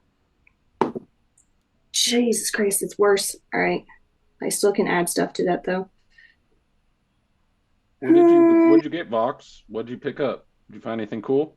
Oh, just health potions, because Lord knows we need it. Thank God you are thinking about everybody right now. I appreciate Yeah. that. Yeah, I got 6. Hopefully we don't need them, but I have a feeling they might come in useful. Oh yeah, I I'll feel take like one. I feel like I'm gonna get the shit bit out of me by this thing because their name isn't the cool guy. That's not their tagline. You got to tell me about this cool guy one day. Oh, I made him look very stupid. I made him look very lame. Let's say that much. Glad the not so cool guy. So I added my favored by the gods and also my additional stealth mods and the D4s, and got it up to a 16. Okay. Well, actually, what would their passive perception be?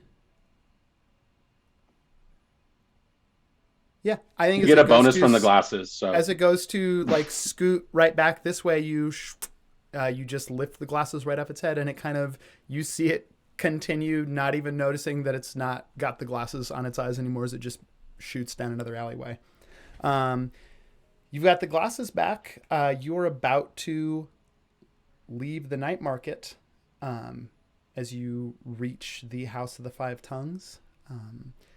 Do we want to take our break real quick and then come back at the House of the Five Tongues? yes, please. All right, let's do it. 10-minute break, and then we will be back.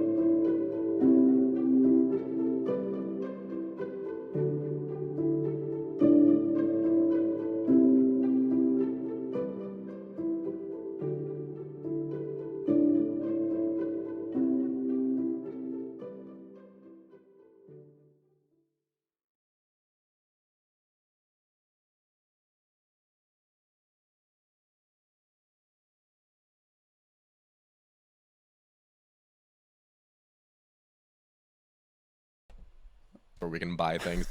Parents, here's some bones I picked up. Yeah. Yeah.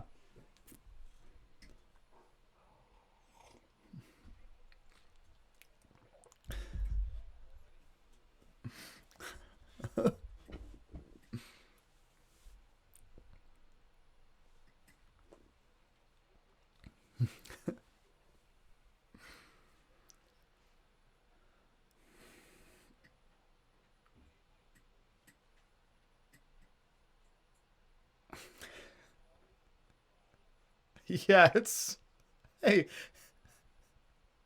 yeah. Ziploc bags have not been invented yet. All right. We are back live now. Can I, before we go to 5 tons, can I remember, was Cricket like a social outcast amongst Kenku? Did Yep. he mention that? Okay. Yep. 100%. He did. Or He sleep did aid. not say All right. why, but yes. For several years now.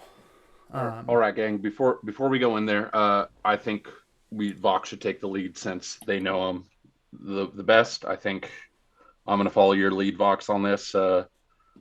But whatever goes down, goes down. What is our Counter- plan? I don't just want to counterpoint. waltz in without a set one. Well, we're out of time to make a plan at this point. Honestly, like we just got to roll with it at this point. But I mean, if any of you want to, while we talk, go upstairs and see if you can find a contract or something written about their pact, then that could be leveraged. We have the orb. The orb aside, she is not going to like us. Me specifically. I mean, I don't know if she knows if it's me, but I broke her connection to the Nath. I stole Okay. a thrall from her. Counterpoint. Let's not have the people that she knows be polite. Let's do the spurned merchant, Atticus. The one more time. I'll be the spurned merchant. You don't know that? The spurned merchant? Do I know the spurned merchant? Yeah, I'll be the merchant. You be my bodyguard. I'll go in all hot and bothered and upset. Easy. Is this like a con or? She knows who I am. She knows who I've met her already. Oh, but would she believe that you got hired to be a bodyguard for an upset rich merchant? Not if she knows my last name, which I think she knows my last name. How Ever worked as a How bodyguard? about me, Perrin? Yeah, there we go. Spurned merchant. You're the one. I'm spurned at the three of you, the two that she knows and Atticus. There we go. Give me the orb. I got it. Okay, I can do that part. I think it's best if you all disavow me in this one, and That's I the will spurned see if merchant. I'll I feel like none of you are listening to me. That's the whole point of the spurned merchant. We don't know what the spurn merchant is. I'm the merchant. and you have been spurned. Oh, I get Aaron it. is I just get getting it. like red in his face and like more and more upset. I'm explaining this. You're nailing He's this. gonna- Perrin. I think they got the he's hang gonna- of it. Take a small canvas sack out of his bag and he's gonna reach out for the orb from Fauna. Put And it what in the sack. exactly is your plan? I'm gonna be spurned. Yeah, that's not a plan. Just go blow them up. Just get them out and blow them up. I like that plan. Get in the office. Give her. I have a plan, Take a but I don't couple think steps Parrot back. is gonna explain any more of what Blow his her up. plan is. I'm going to break off from you all. I'll maintain message. I'll see if I can find Vanessa and your uncle Fox. Okay. I think if I Okay, go but up, Perrin, this I would need to make go it with worse. you because I It's fine, can you can go trigger with the me. orb. Okay. Yeah, that's fun. You I'll can be the Um, spurn assistant. Let's just Oh all my go god, in. I've never and done let's that before. let's go. Just go all go in and chat with her. I mean, We all have to go in. That's how the spurned merchant works.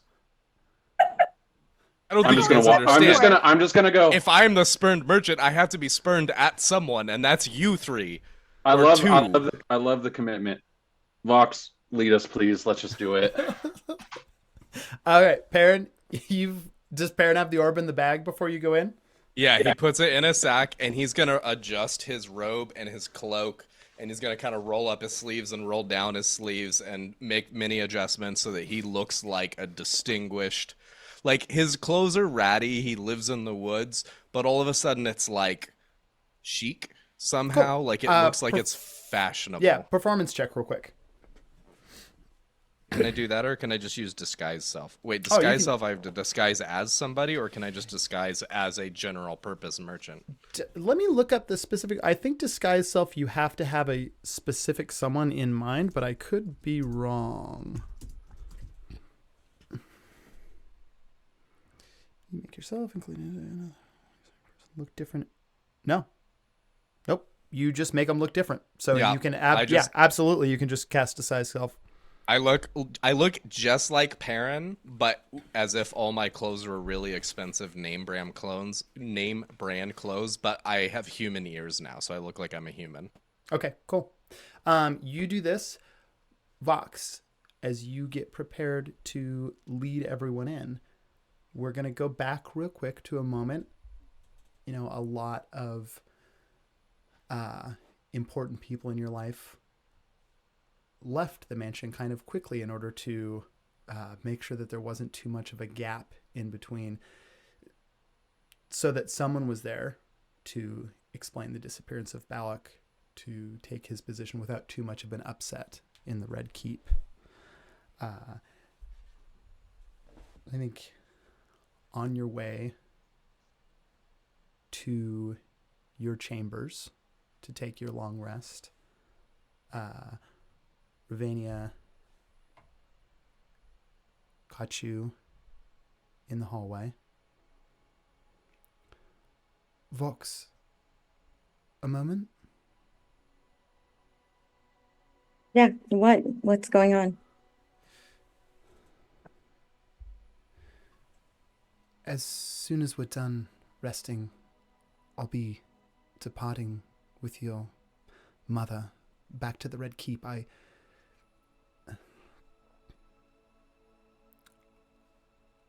feel like the best thing that I could do for you is to make sure that she's safe, that she has someone watching her back, as you so clearly have people watching yours.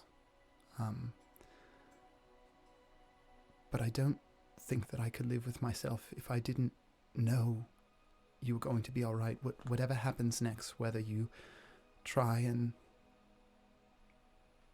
get rid of the fawn or just know. And she gives you see her pull a ring out of her pocket. I'm not going to make you make a check for this. You recognize that it matches a ring that she wears on her hand. It's just this simple little brass ring with two hands on top that are interlocked. If you need me, send for me, and I'll Of course, and thank you for looking out of her. And you're right, I do have people on my side now. It's good to see. Always great to see you. I miss you. I love you. I hope you're well and just take care of my mother. I don't trust anyone else more than I trust you to do that. Nothing shall befall her. Ravania gives you the ring. This ring can be used to... It's essentially a sending spell. So unlike the message cantrip where you have to be within sight, sending can over any distance and 25 words or less. So it allows you to be in communication with Ravania if you need it. Cool. Now, what I want to ask is, after learning what you learned about your uncle, is there any point between learning that and arriving at the House of the Five Tongues that you would have sent a message to Ravania asking for help? I don't think that she would have. Still wanting Okay. to keep her safe, would have just been like, we've got this. We can Yep. do this. Okay, cool. All right. You head in. Just for clarity's sake, Nyx is going to stealth long before Yeah. and is going to like detach from the group, I think, or at least linger in the back to see how it goes initially, but at some point they're going to want to detach and find the others. I did say in canon that it would take you a couple of, Pass Without Trace only lasts for 1 hour, correct?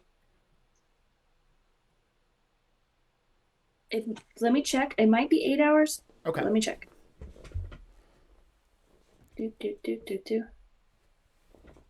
1 hour. You're correct. Okay.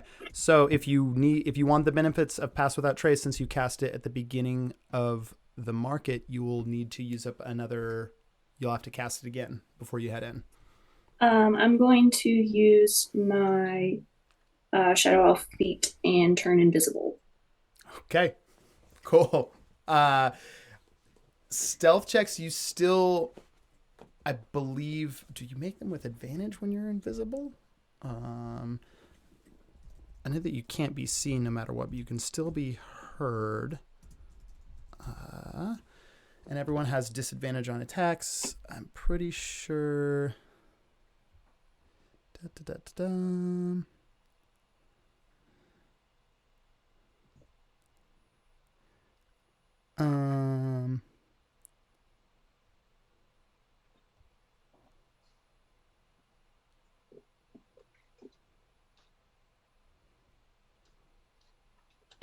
Okay, it doesn't give you an advantage on your stuff, but it's going to give anyone else disadvantage to spot you. So, which also disable, like they can't use their passive perception. So just go ahead and make a flat stealth check while being invisible.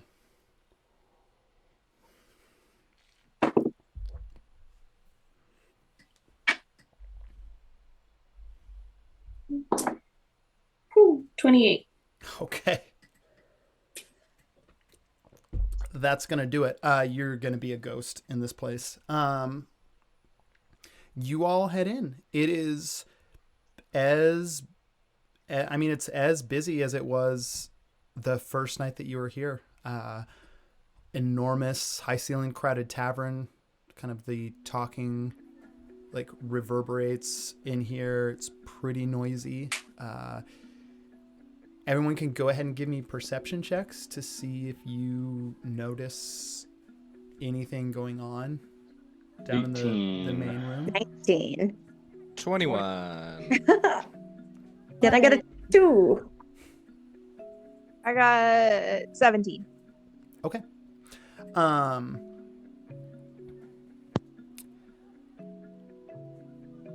On the 21, Perrin, you're going to notice that there are just look to be 2 humans. I think they stand out in particular because it's 2 humans next to each other, kind of wearing similar, simple, like brown vest, white tunic, kind of simple, not even merchant clothing, but not quite. It's a little nicer than peasant clothing.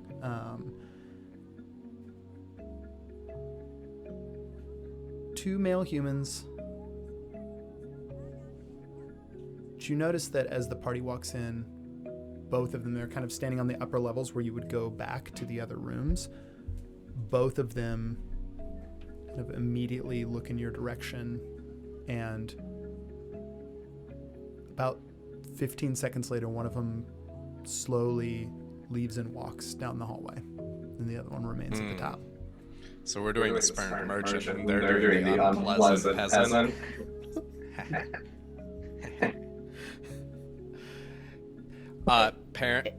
Perrin is gonna go in at this point very high energy and start sputtering around and kind of shouting back, is this the place? Is this the place of this person that you work for?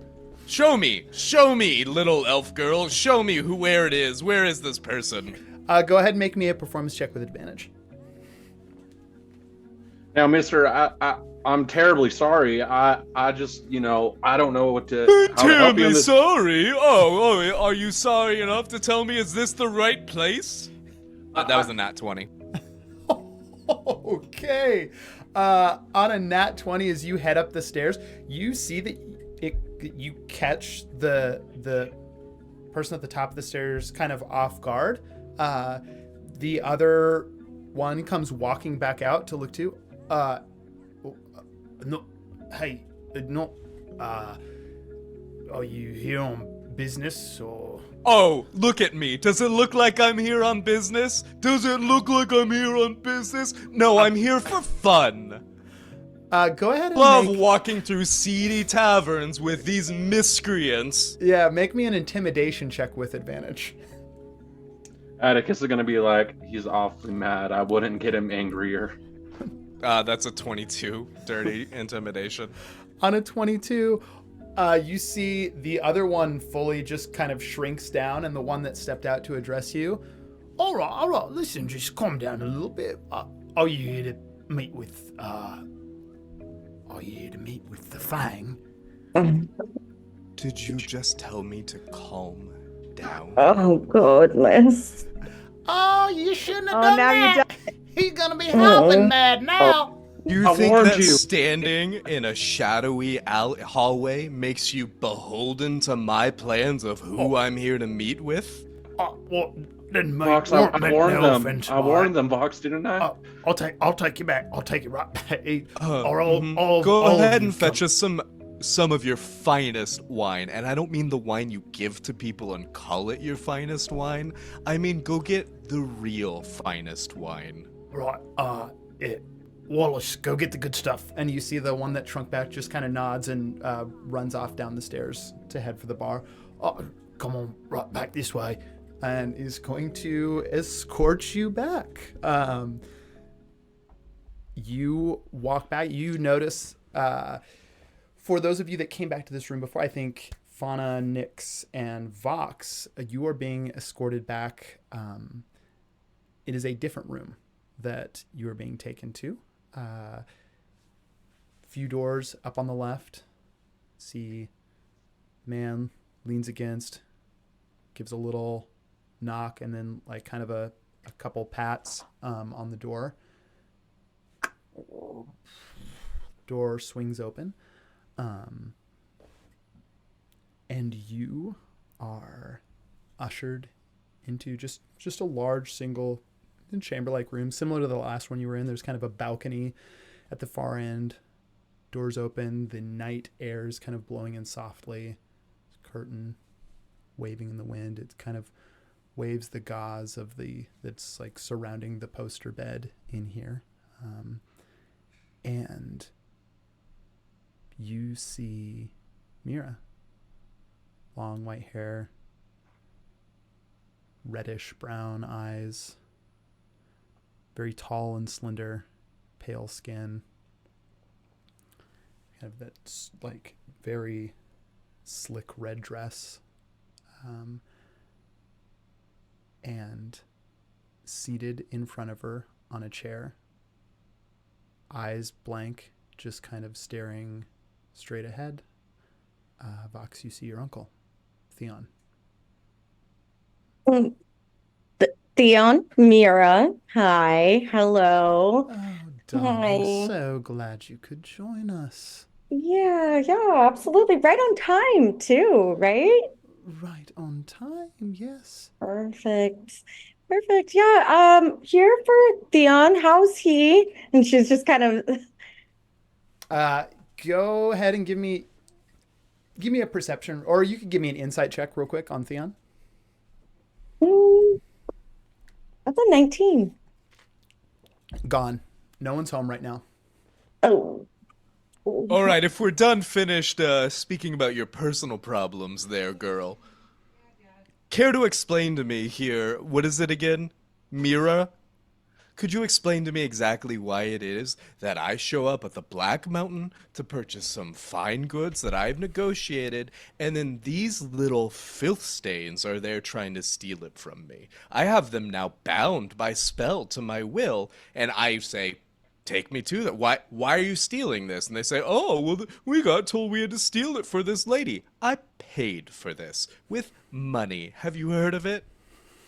Give me a deception check. Get any advantage or anything fun like that?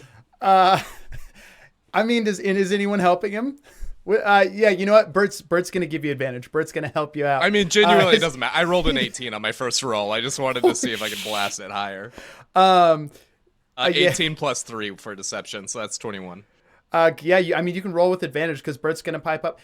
Yeah, my lord was real displeased when he showed up and people were trying to take his orb. But tell you what. Yeah, that was my highest roll. Okay.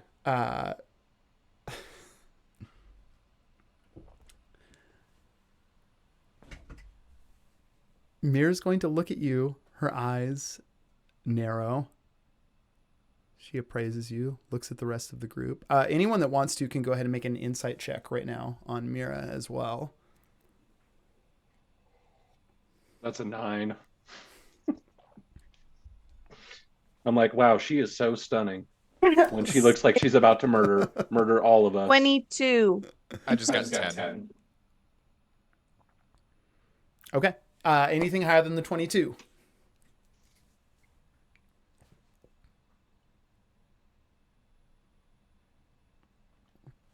Okay. Nope.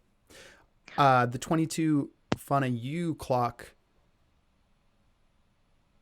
She's not. Her eyes have almost like they have not left Perrin's gaze except for a quick moment when you all walked in where she looked at Nyx for a moment and you just saw like a red flash in her eye of Nyx, you're right. No, invisible Nyx, and stealth. Nope, Nyx, you're totally right. I forgot say, about the invisibility. Like, damn. Yep, Nyx dropped out of here for a reason. Yep. Got that vampire vision. I totally forgot. So here's the other thing that I was going to give you on a 22. 22 insight is pretty good. She is angry. I could have told you that.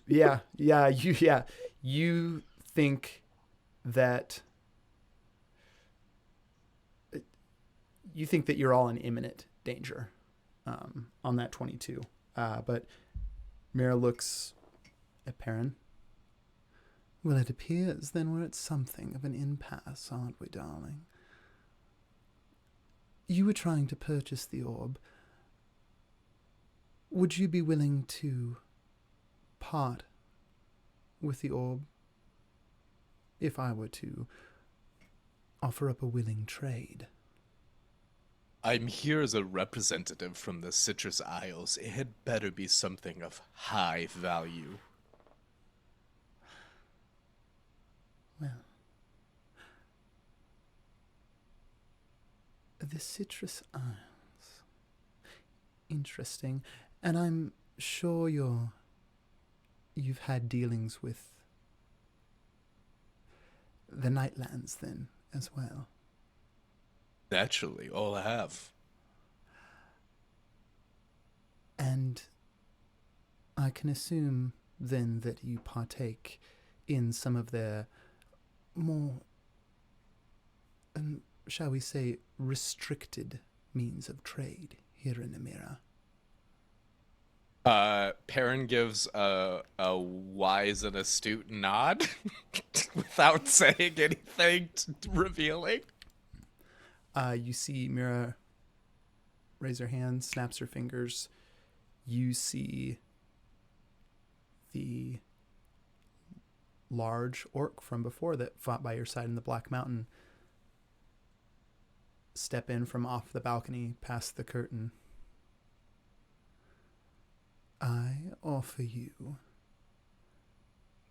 the brother to the chief of Han Bajrak, the last orc clan of the desert. I'm sure that in the particular means of trade that we're talking about, you would fetch a hefty price, much more than some trinket that you found in an old relic shop.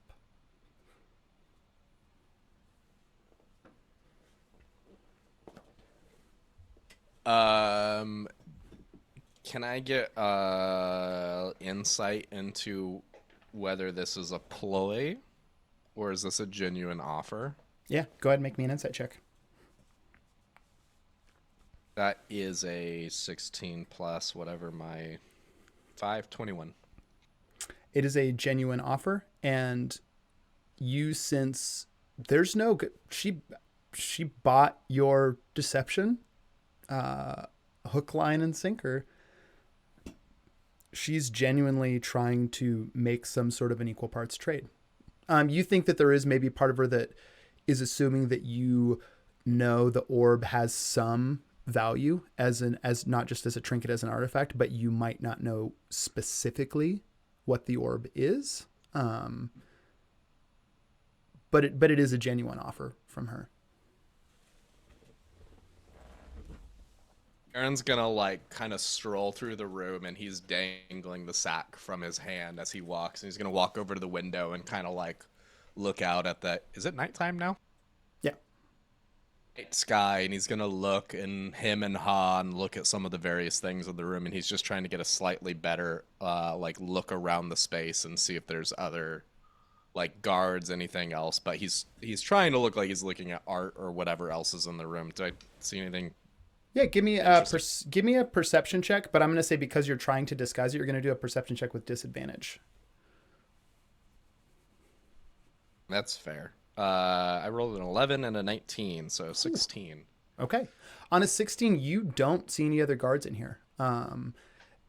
You got a pretty high perception check when you walked in. You saw the guy that escorted you up here is waiting, the door's closed again, and you assume that he's waiting outside the room. You didn't hear him walk away after he left.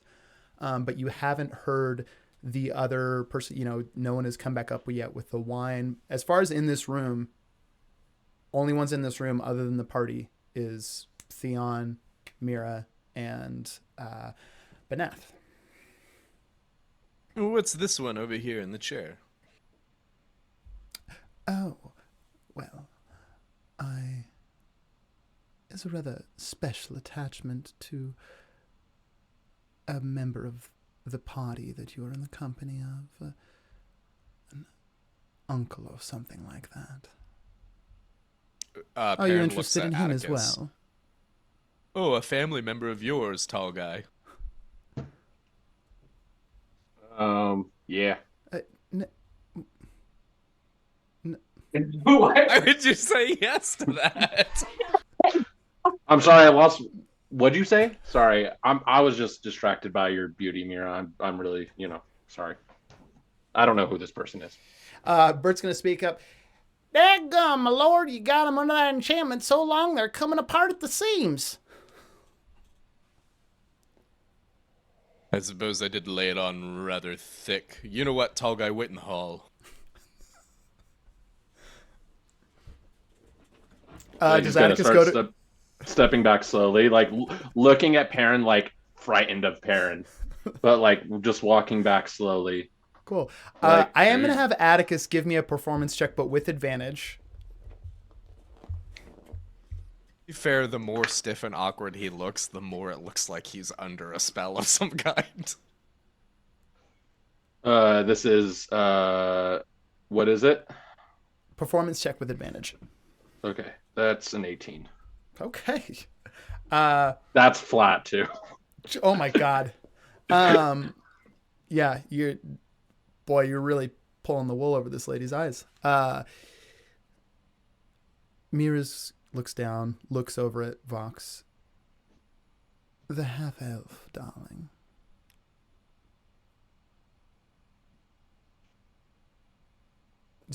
Her uncle is She raises her hand and just kind of looks around like, Of a thief? Who cares about an uncle of a thief? Yeah, well, if you're not interested, then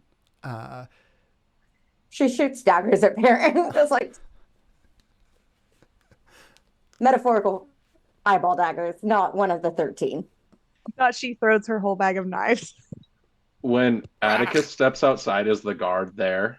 yep, just hanging out by the door. He's Gives you a gonna little look out of the side of his eye. he's gonna go. Did you hear what's going on in there? Oh, can't hear much out here, my lord. Left ear is a bit soggy and all that.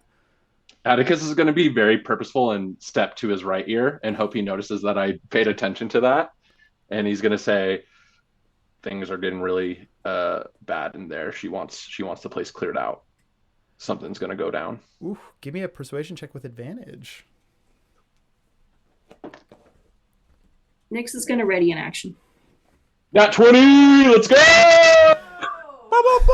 It was His eyes go. Yeah, his eyes go wide. Oh, should I tell Wallace not to come back with the wine then? Seems like a bad idea if there's about to be a mess of trouble in there. I seen her get into trouble before, and let me tell you right now, it ain't pretty. Bring the wine. Mira wants it to seem like everything's going according to plan up there. Right, so I should leave and Wallace should come back and deliver the wine. Just bring me the wine. I'll leave and come back and bring you the right. Got it. And then then You're cut for the night. Go home. He's gonna. you know what? Take the night off.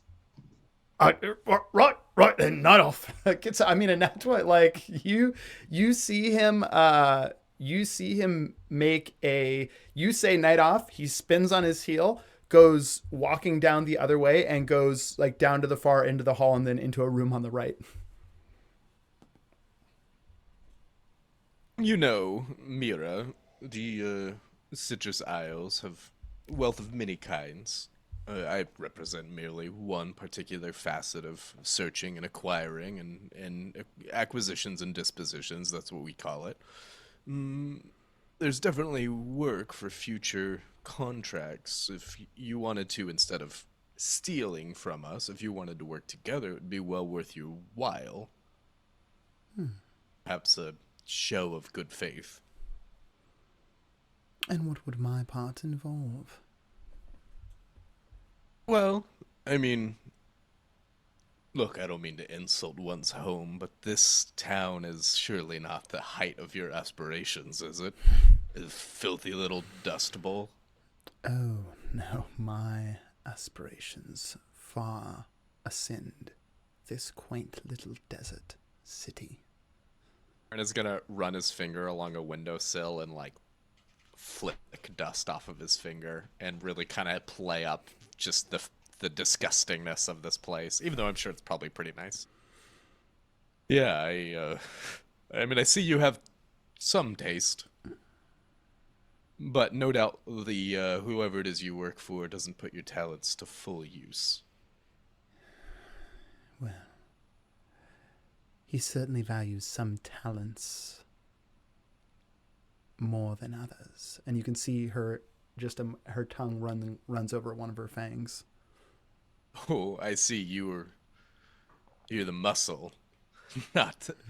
Here I was thinking that you were valued for your brains, but you're valued for hurting people. How gauche. It doesn't always hurt, darling. Would you like me to show you? Oh, I've been shown plenty of things. And winks at her. Give me a persuasion check not with advantage, but just give me a persuasion check right now. Yeah, just a light flirt. Yeah.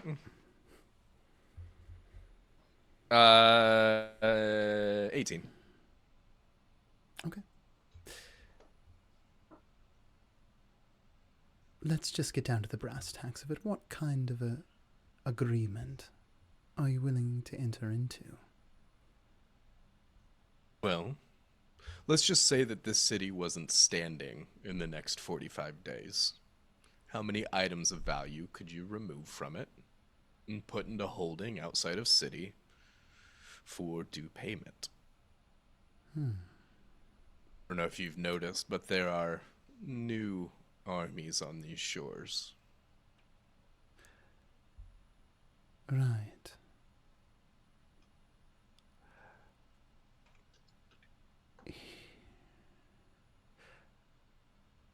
I'll tell you what, darling. I'm in a generous mood.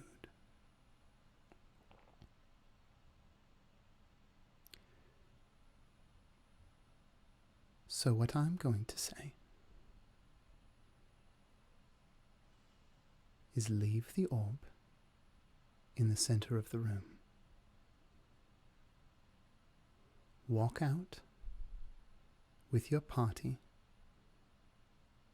and the invisible elf you have hiding in the corner, and I won't show you why they call me the Fang.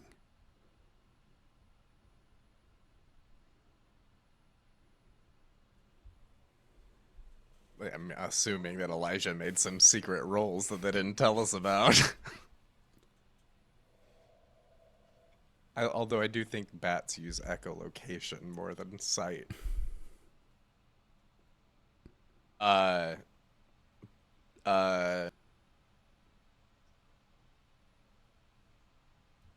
Fuck.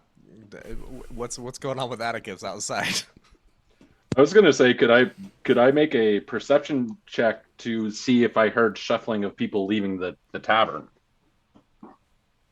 If they're telling this guy to go close down you shop. saw him. You told him to take the night off, and he fully went to a room in this tavern where you think he plans to take the night off.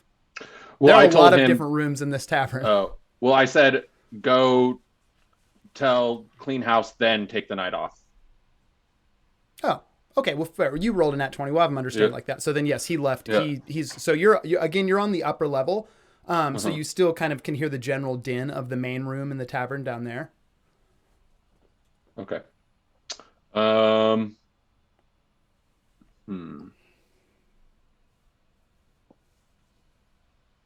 After that, Atticus probably would have pressed his ear up to the door ever so slightly to try and hear the conversation, or stand close enough to hear it. Give me a perception check with advantage. It's a pretty low. I'm going to say you're just trying to hit a DC 10. Okay. That is a 15. You for sure hear because it gets quiet in there after she says this. Mm-hmm. Fuck. Atticus can't do much in this situation. Can I? Oh, sorry. No, go ahead. This is the time for these exact thoughts. Does the break curse ritual work on the thrall? Okay. Ritual, how long does it take?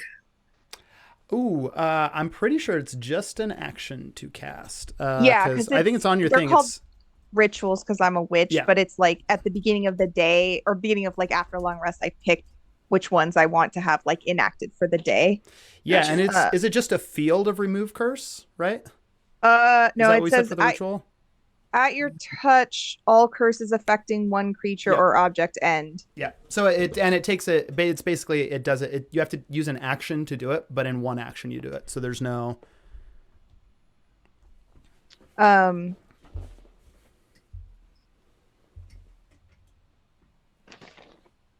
Okay.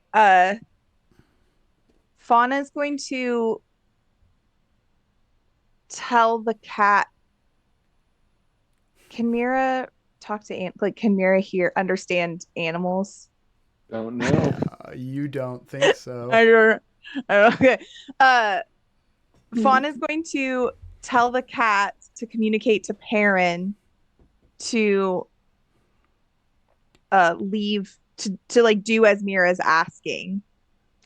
And leave the orb for her, but as she's doing that, she's also going to like start to edge her way towards the orc while Mira's like distracted talking to Perrin. Cool. Go ahead. We're gonna call this. Even though you're sneaking, like making motions to try and do what you're about to do, I'm gonna call it a sleight of hand check, but you do get to do it with advantage.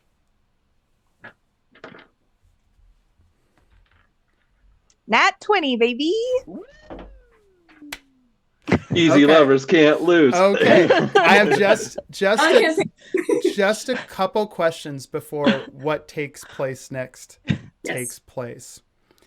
For Nyx, were you in the room or are you somewhere else in the tavern? In the room. Okay. Okay. Why Mira saw them.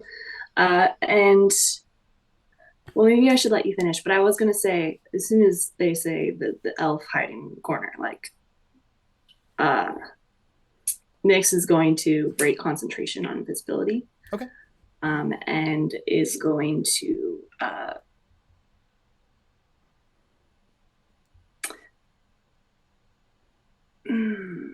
dispel magic on Theon, and going to cast protection from evil and good on Perrin.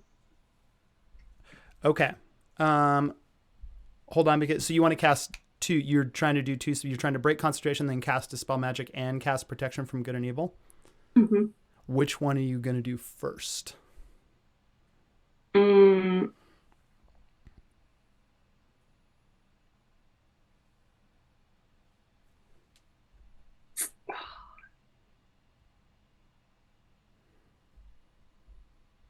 Dispel magic. Okay. So here's what's going to happen next is that Fauna, Shauna's dying. you get into motion You're like initiating combat, basically. as you start to move over to Benath. The cat kind of goes over and curls around Perrin's legs and looks up at him. Hey, Fauna says just leave the orb like she says, and that we should just back out of the room and get out of... And as the cat says that, Nyx is casting Dispel Magic, which has verbal and somatic components. Not if I use my meta magic. Ooh! Wait, let me which meta magic one is it? Subtle. Oh, subtle spell. So there's nothing. No verbal, no somatic, nothing. Oh. Okay. Cast quiet. Okay. The cat says this, you cast Dispel Magic, and then you are able to cast no one's seeing, like, these are subtle spells. Protection from good and evil is cast on Perrin. I'm going to right now, and this is very important as to whether something pops off or not. I'm going to tell you that I'm going to make a general, just a wisdom check for Theon, who is liberated from his thrall, to decide if he can, in this moment, like immediately coming back to himself, clock what's going on and stay in, or if he's going to immediately fucking go off and react. So I think Theon's a pretty smart guy, but this is a pretty wild position for him to just all of a sudden wake up in after going to like try and scope out a vampire. This is going to be a general wisdom check, and I'm going to set the DC at 15. He gets a +2 to this roll.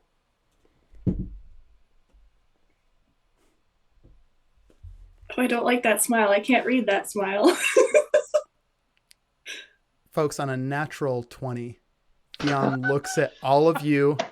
Easy, If you see his Easy, just for a moment slides back to a dagger, then locks eyes with Vox, with Perrin, and then looks down at the cat, looks at the bag, and just continues to sit in the chair, eyes straight forward. I love Over. I Go love ahead. the smash edit. No, I'm just commenting of Theon's years of court coming into play and his eyes just going like snapping between the most important things in the room and being like, okay. Okay. Nothing is happening yet. But Mira has delivered her ultimatum of leave the orb in the center of the room and get out of here, and you're free to go. Since we're not an initiative, I'm going to ready another action. Yeah.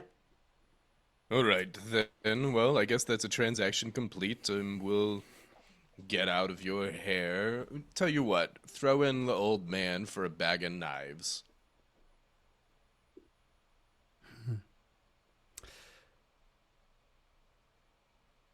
Bring me the orb first. And she's going to extend a hand. I thought you wanted it on the table.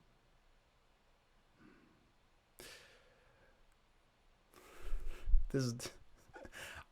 I almost said a joke that she would never say in such a situation, so now I have to course correct myself. The hand will do fine. I'd like to see what I'm letting you all leave for. Right. I'm just saying, like, if you wanted a bag of knives, we could give you a bag of knives. And Perrin tosses the bag with the orb at Mira. And in the same motion, he's going to whip out the 2 pieces of Ornament of Rights. And he's hoping that saying bag of knives the second time has made Vox presumably understand that things are happening.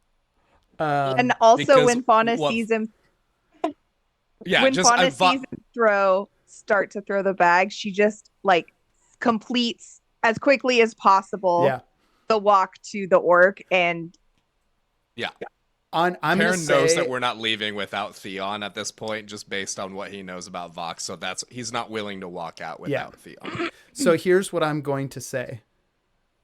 Before we all, because certainly this is going to result in initiative, but before that, because of the really pretty fucking fantastic group communication and the nat 20 on the sleight of hand check, and you are all working in perfect sync right now. I think Atticus on the other side of the door, you know exactly what is about to go down as you hear this. Fauna, you reach out and touch. Well, actually, we'll do that last because, well, no, we won't. As you reach out to, like, just graze Banath's immense, like, gray bicep, you touch him, the light comes back to his eyes. He looks at Mira and just gives this primal and he's going to like just leap for her throat. So as he does that, that is going to surprise Mira enough that she's not going to be able to roll initiative before each one of you get to take an action on the surprise. Also have my action. I would like to use that now. Yeah, go for it. Guiding bolt on her. Cool. Go ahead and roll the attack for that. All right. Pulling it up in my spellbook first.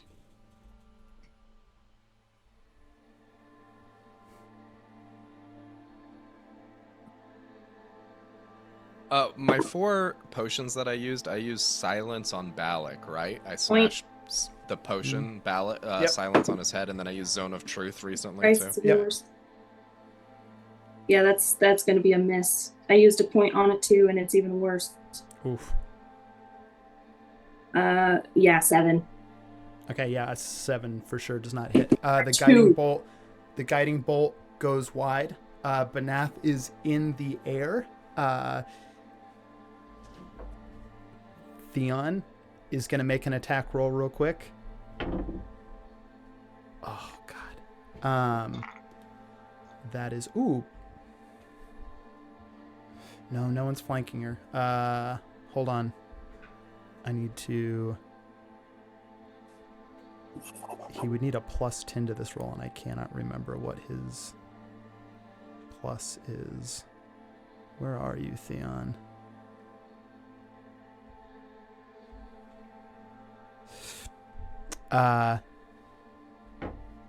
Theon, you see him like just slips a knife out of some like hidden little pocket on his leg and goes up to hit Mira. She just kind of instinctively like moves to the side and it just misses the bottom of her jaw.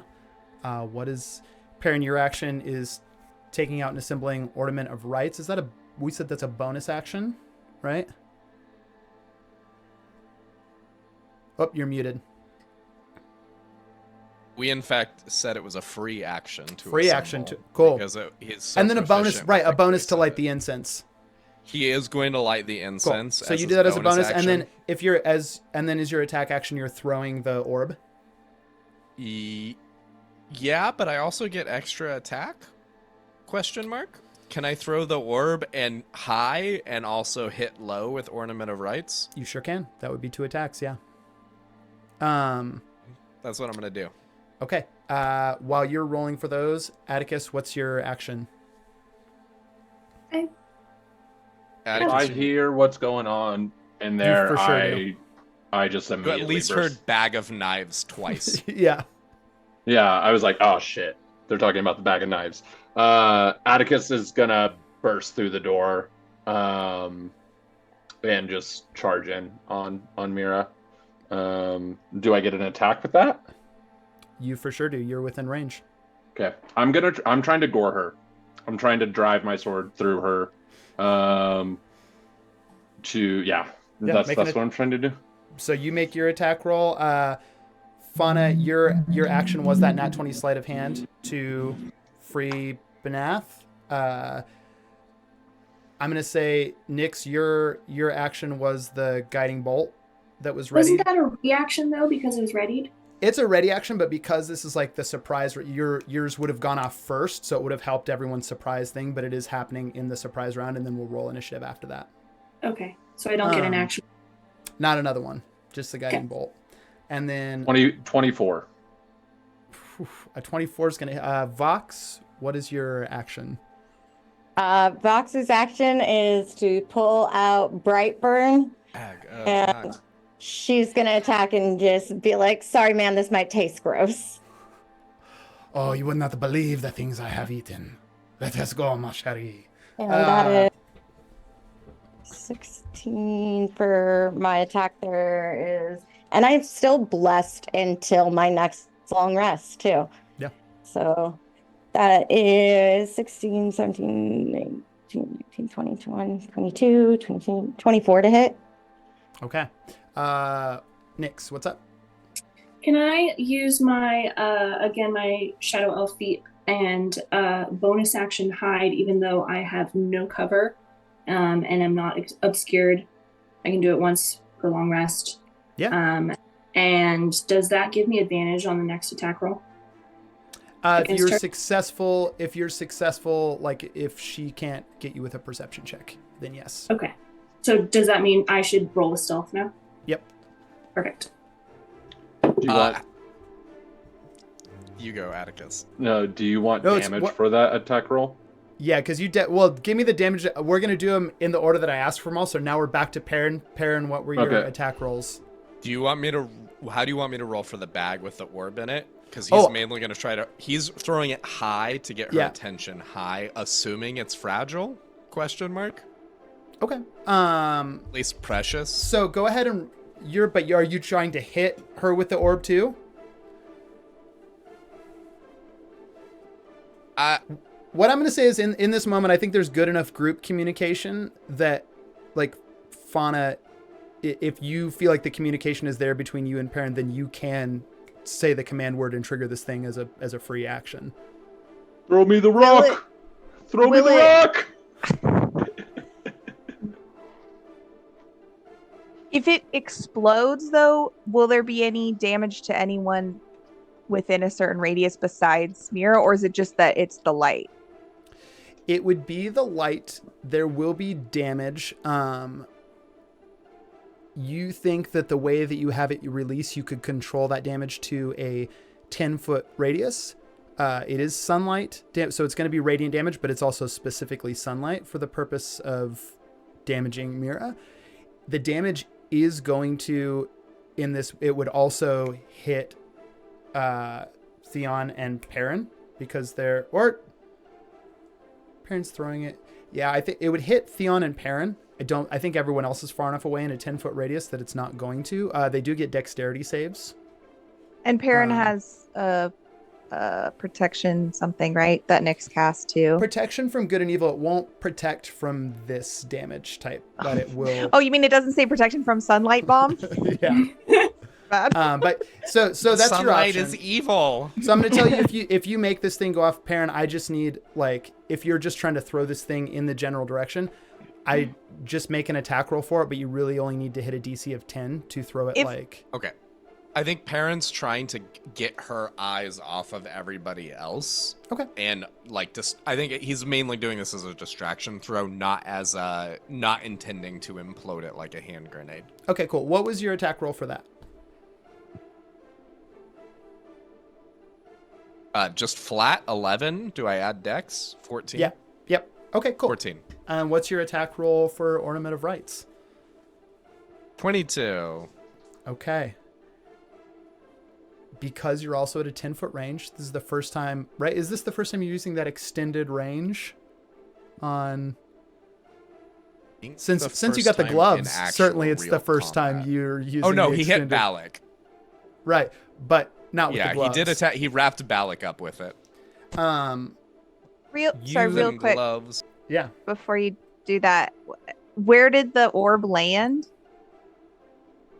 The orb is basically... I think it's in Perrin the air tossed still. it right above her head. If you use the command word to go it off, it'll hit her and then also Theon and Perrin. Yeah, but if You we could don't also- know if it... You could also let it go. I will say, actually, you could watch it go past her and then detonate it behind her and potentially only hit her.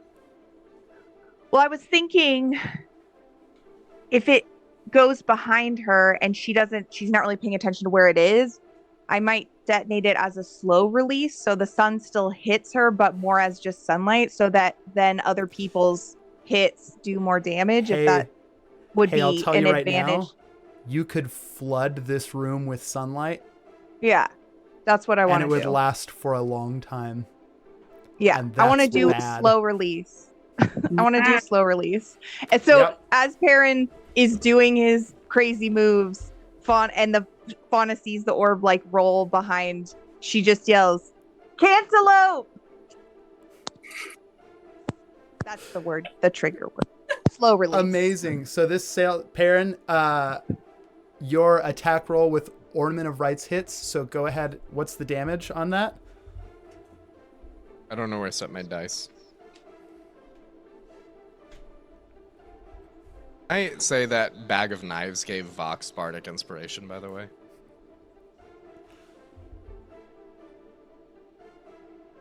We're doing a headphone trade. I got a 19 on my stealth, by the way. Okay, cool. Yeah, you have bardic. I mean, I'm pretty sure I saw a nod. 6. 13. Okay. 13. Really hope she has less than like 250 HP. From Atticus, what was the damage?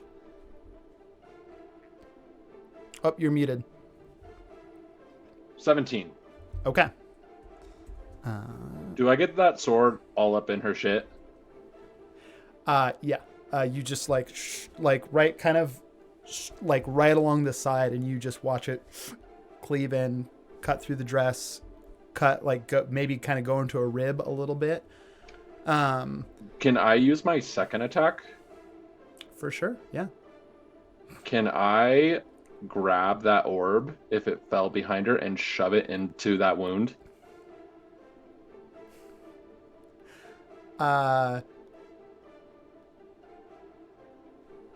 This is going to require so you're going to make a dexterity, just a flat dexterity check to catch this. I'm going to say the DC is like a 15 to like react. It's not thrown for you. You're trying to reach behind and catch it. Okay. I mean, he did come in on the opposite side, so he's perpendicular, so he would have at least seen the arc that it was coming in at. So flat roll, no adding my stats. You gotta add to your it. dex. Just add your Okay. dexterity modifier to this. Yeah. Okay. That's a 19. You catch. Which is a crit as well if it's an attack roll, but it's not. So I'm gonna say though that you catch the orb. You rolled a 19 on the die. You catch the orb.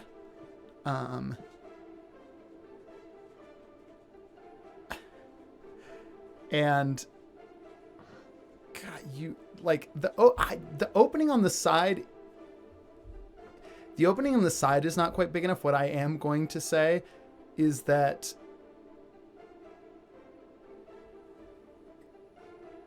you hold on.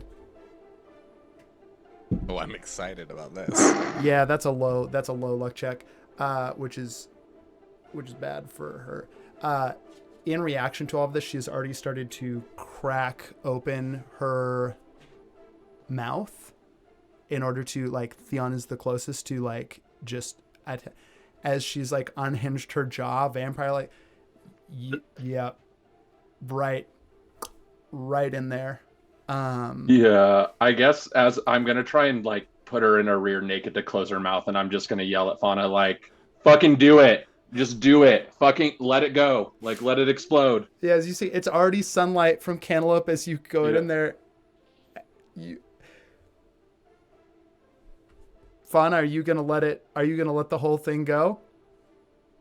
Can I will say I'm doing this in a way where I am shielding I am, as Atticus would, just fucking like hulking down on her to make sure like if anyone's gonna take a brunt of this, it's okay. gonna be Before me. we decide this, Vox, tell me, you hit with the attack. What's your damage roll on? I hit with the attack, but does a 19 still hit? Yeah. Good, because great injust with Brightburn. She stole her uncle and knocked him out. Yep. So that's going to be, all that damage is going to be 23 damage with Brightburn. And then I'm also going to weapon fight and hit her with a 24 with my dagger with 5 damage there. Oh my God. Woof. Movement to dash okay. Atticus, I'm just gonna. You rolled the 19. Like you're in motion.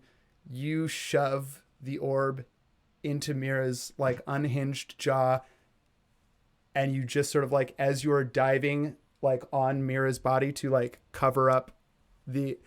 Fauna, are you letting it go off? So I can trigger slow and then still trigger the bigger one. Yeah. Okay. I think Fauna would trust Atticus to know what he's doing in battle. So probably if Atticus is telling her to do it, she's gonna do it. So she just yells "watermelon" and then dives behind a big potted plant. Okay. Ooh. You yell "watermelon" and dive behind a big potted plant. Because Atticus, as my reaction, can I cast absorb elements, by the way, which captures some of the incoming energy, its effect on me, and storing it for my next melee attack? Yeah, is that a reaction spell? Reaction. Yeah. Yeah, 100%. So here's what I'm going to say. Atticus, you're the only one that needs to actually do it. Go ahead and make me a dexterity saving throw. Is this a spell?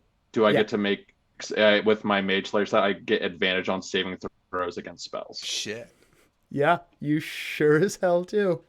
This is not Atticus's first rodeo. This may perhaps be the first time I've ever seen a party take down a big villain like this in one surprise round. So it's the dex saving? Yeah. Okay. Is Benas still like right on her? It was like midly, but it wouldn't even be close enough yet for the thing to have like just his yelling and starting to lunge forward activated, but he wasn't close enough to. Okay.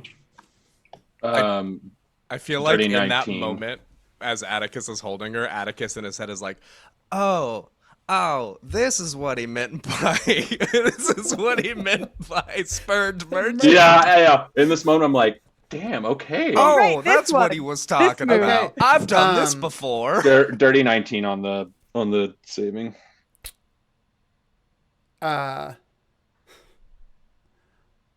Fauna. Because I'm counting this as a critical hit on the 19, I'm going to need you to roll 16d6 of radiant damage.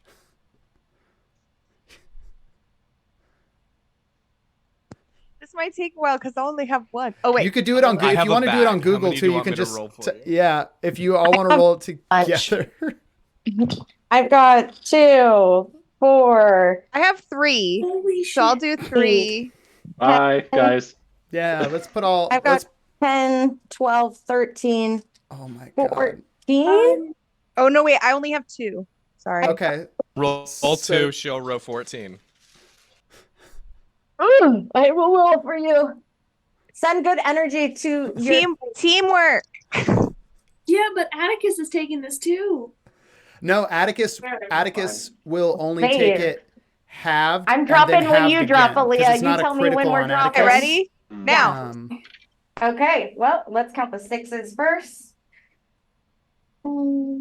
I only got 6 total. So. 22, 32, 34, 36, 37, 38, 39, 40, 41, 42, 46, 47, 48, 49, 50, 51 over here for you. Plus the 6 is 51 plus 6. 57. So 57. 57 points of damage to be Atticus. It's halved because it's not a critical on you, and then it's going to be halved again because of your successful dex. So 57 have to 20 26. Is that right? No. No, plus 3 28 have to 28 have to 14. So you're going to take 14 points of radiant damage. Okay. 57. This is fucking delightful. That doesn't count as a spell, right? Does it count as a spell? No, it does not. Does not count as a spell. This is just one of your items. Does Atticus absorb all of that? Does any of it make it to where Perrin is? Atticus takes the full brunt of it, I'm gonna say. Fine. No, I mean like sorry. does The absorb light elements is coming a good idea, but Does the light Oh, sorry. Sorry. I was just gonna say, does the light coming out of it, like, is it is it a spell? Is it magic? it is. Yeah, it is. Like, is can I magic. use counter spell as a reaction to help protect Atticus? No, well, that would counter the whole thing. Okay. Like it would whisk the whole thing away. Here's what I am going to say, Perrin. You can go ahead and make me an Arcana check, and I will tell you right now that you're looking to hit a 15 or higher.